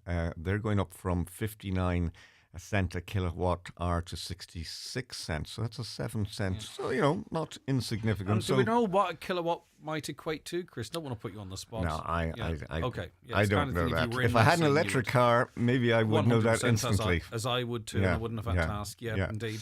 Right, now TU Dublin, it might seem somewhat removed from where we are, but that doesn't matter because their most latest course is an online course. Who's it for and what's it about? Yes, now this is an online course for people with disabilities who maybe are interested in starting their own business, and maybe access and transport could be an issue for them. This begins in September. It's backed by AIB. The course is free of charge. It's 12 interactive online sessions, and there'll be guest speakers, and you'll get access to the Technological University of Dublin's full range of student supports and resources.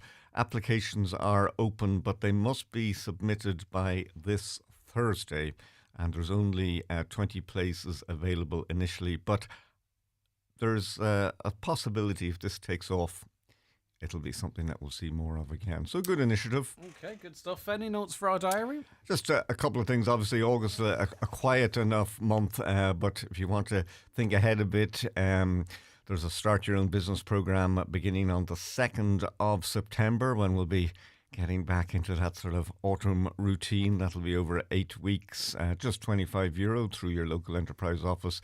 And if you have an idea for a food or drink manufacturing business, the Food Starter Programme also on in September. You can contact the local enterprise office on that. And by the way, there is a business support clinic in Bundoran coming this Friday, the 1st of August. So more details again from the local enterprise office. Rightio. Now let's get to this week's podcast. And one of your guests, Garrett Hart. Yeah, Rafoman Garrett Hart, a multi-award winning media executive, very keen musician, of course, as well. He was for many years the editor-in-chief of News Talk, so dealt with a lot of people at a high level. Several years ago, he actually left News Talk and founded Heart Media, which is a communications and PR agency in Dublin. Has won a number of awards. And in the programme, we'll hear about Heart Media. And also, I've been speaking to him, and we have a clip here about the Donegal Dublin Business Network. And he recently became chair of it. And it's certainly a group that he feels has a lot of potential.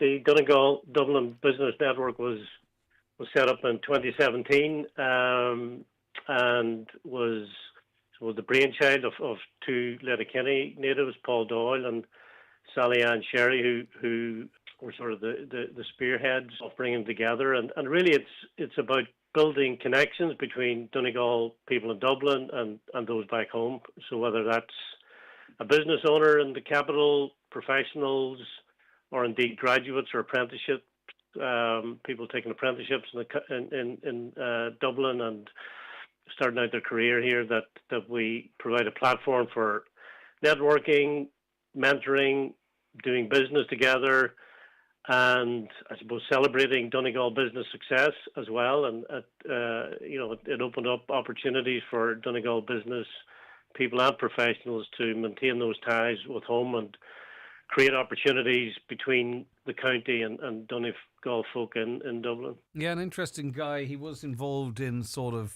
a very important very important time in national media, whereby I suppose the RTE, they had the stranglehold on it. They set the agenda. They called the shots. And then you had these, new guys in town. It's very hard to beat RTE doing exactly what they do, right? So you have to come at it from a different approach. So he has a really interesting insight into how media very quickly evolved post the RTE dominance era recently, Chris.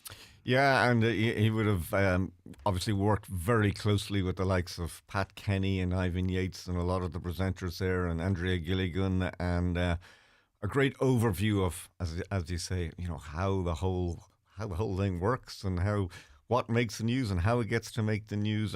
And certainly when it was a case here, we really just had one national news station for so long. So News Talk has made its mark, and he certainly played his part in that. There was Radio Ireland before that, wasn't there? And with Century Radio. Was that and there were Century?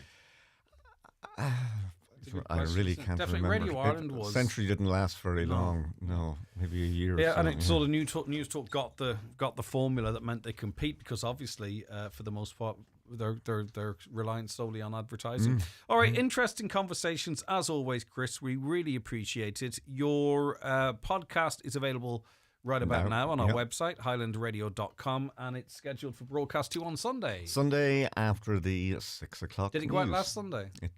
At 6? Well, I wasn't around, so are you okay? I didn't check. It did at 6. Yeah, I presume it did. It did. Of course it did.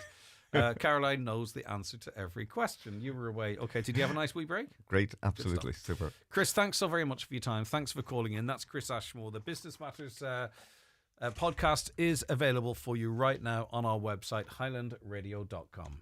Sick of surprise car bills? You're tuned to the 9 till noon show with Barry Brown Cars, Milford and Donegal Town, your main Suzuki dealer in Donegal. Grab your 252 Suzuki now with 0% finance and a rock-solid 10-year warranty.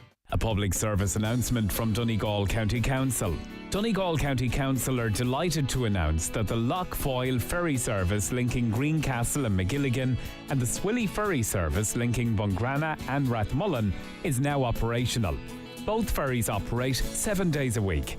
Further information, including timetables and fares, can be found at loughfoyleferry.com or swillyferry.com. Donegal County Council, promoting tourism and supporting our communities. Jack wasn't quite ready for the bracing chill of the Atlantic, but he is ready for this year's staycation with the gang. From barbecue bits for every taste, from carnivores to vegans, to picnic goodies and the sunscreen he's really hoping they'll need. Summer is served at Dunnes Stores, with online delivery, click and collect, and same-day delivery with Buy Me. Dunnes Stores. Always better value. Terms and conditions apply.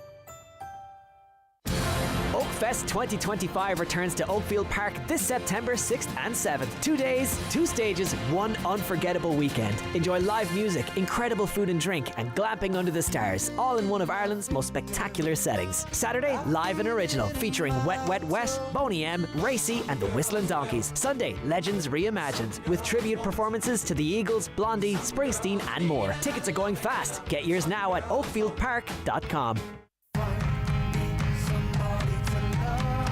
Are you excited about the Dream sale beds? Yeah, we're made up.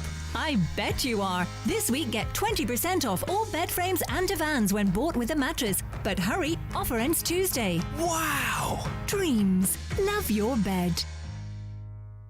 Highland Radio weather updates with McElhenney's. Find amazing savings across our departments with up to 50% off your favourite brands in our summer sale. Discover more in-store or shop online at mcelhenneys.com today.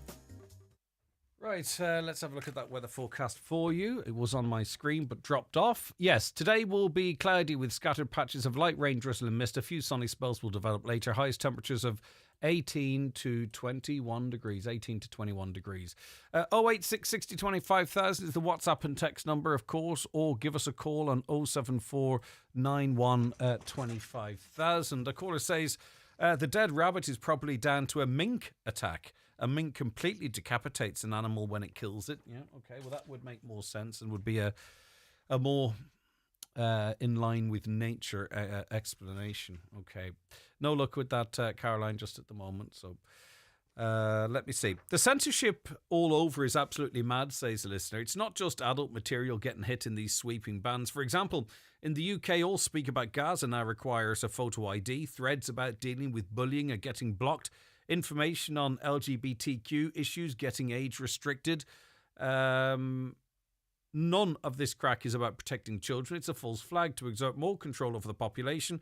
If it was about protecting children, then parents would be signed up for mandatory internet safety courses, because if you want kids away from adult material online, it literally takes 5 minutes of your time. But God forbid any parent in this country does any kind of parenting. Sure, look at the beatings teens are giving people on the street, sick to the teeth of lazy morons not raising their kids, and the rest of us, whether actually responsible parents or single people, have to pay for it. That is a different point of view. 086 60 25 000 if you agree or disagree. Right, okay, now we are joined on the phone line by Brendan O'Donoghue. Good morning to you, Brendan. Good morning, Greg. Brendan, of course, for the listeners' sake, as we know, is a physics teacher at St. Columba's College, and we often speak to you after some of these major earthquake events, but 8.8 is very high, and that's what we experienced off the coast of Russia, I believe. What do we know about it, and what did your equipment pick up? Well, we know, as you say, it was an 8.8 magnitude event, which is the 6th largest event that I think has ever been recorded. So certainly it's the largest that we've recorded in St. Columba's College since the March 2011 earthquake in Japan that caused a devastating tsunami there. So our device now it's amazingly small. It's about half the size of a shoebox, and it's fully digitized. So, sorry, I'm a little bit out of breath. So it's fully digitized. Yeah. Now, there's actually 20 of these devices in Donegal. Since the last time I spoke to you, Greg, the Dublin Institute for Advanced Studies has sponsored some of these devices to be distributed around the county. And, so they're very interested in local seismicity here in Donegal. But all of these devices can pick up what we call teleseismic events that are big enough to send waves right across the planet's surface and through the planet. It can be detected anywhere. An event of this size can be detected anywhere. So really, in and of itself, your information correlates with information from many different places, be it in Donegal or elsewhere, and that's how we we get such detailed information about an earthquake? Is that in theory how it would all work? work? Exactly. Yeah. Yes. You see, what happens when an earthquake happens first, it's picked up by stations as the waves spread outwards from the source. And there's automated reporting systems for these seismometers. So what different organizations like the European Mediterranean Seismological Center or the USGS, the United States Geological Service, they collect these data automatically, and the computer generates a plot, a prediction for where the epicenter was. And as more and more data comes in from different devices, the margin of error is narrowed down, so you can tell with great accuracy in most earthquakes to within a very small area where it occurred and how deep within the planet that it occurred. So, for example, this earthquake was just off the east coast of the Kamchatka Peninsula. That's the big bit of Siberia that sticks down towards Japan. And it occurred at a depth of 21 kilometers. So it occurred where the Pacific plate is subducting or pushing below the Okhotsk plate. That's the easternmost section of, attached to the Asian plate.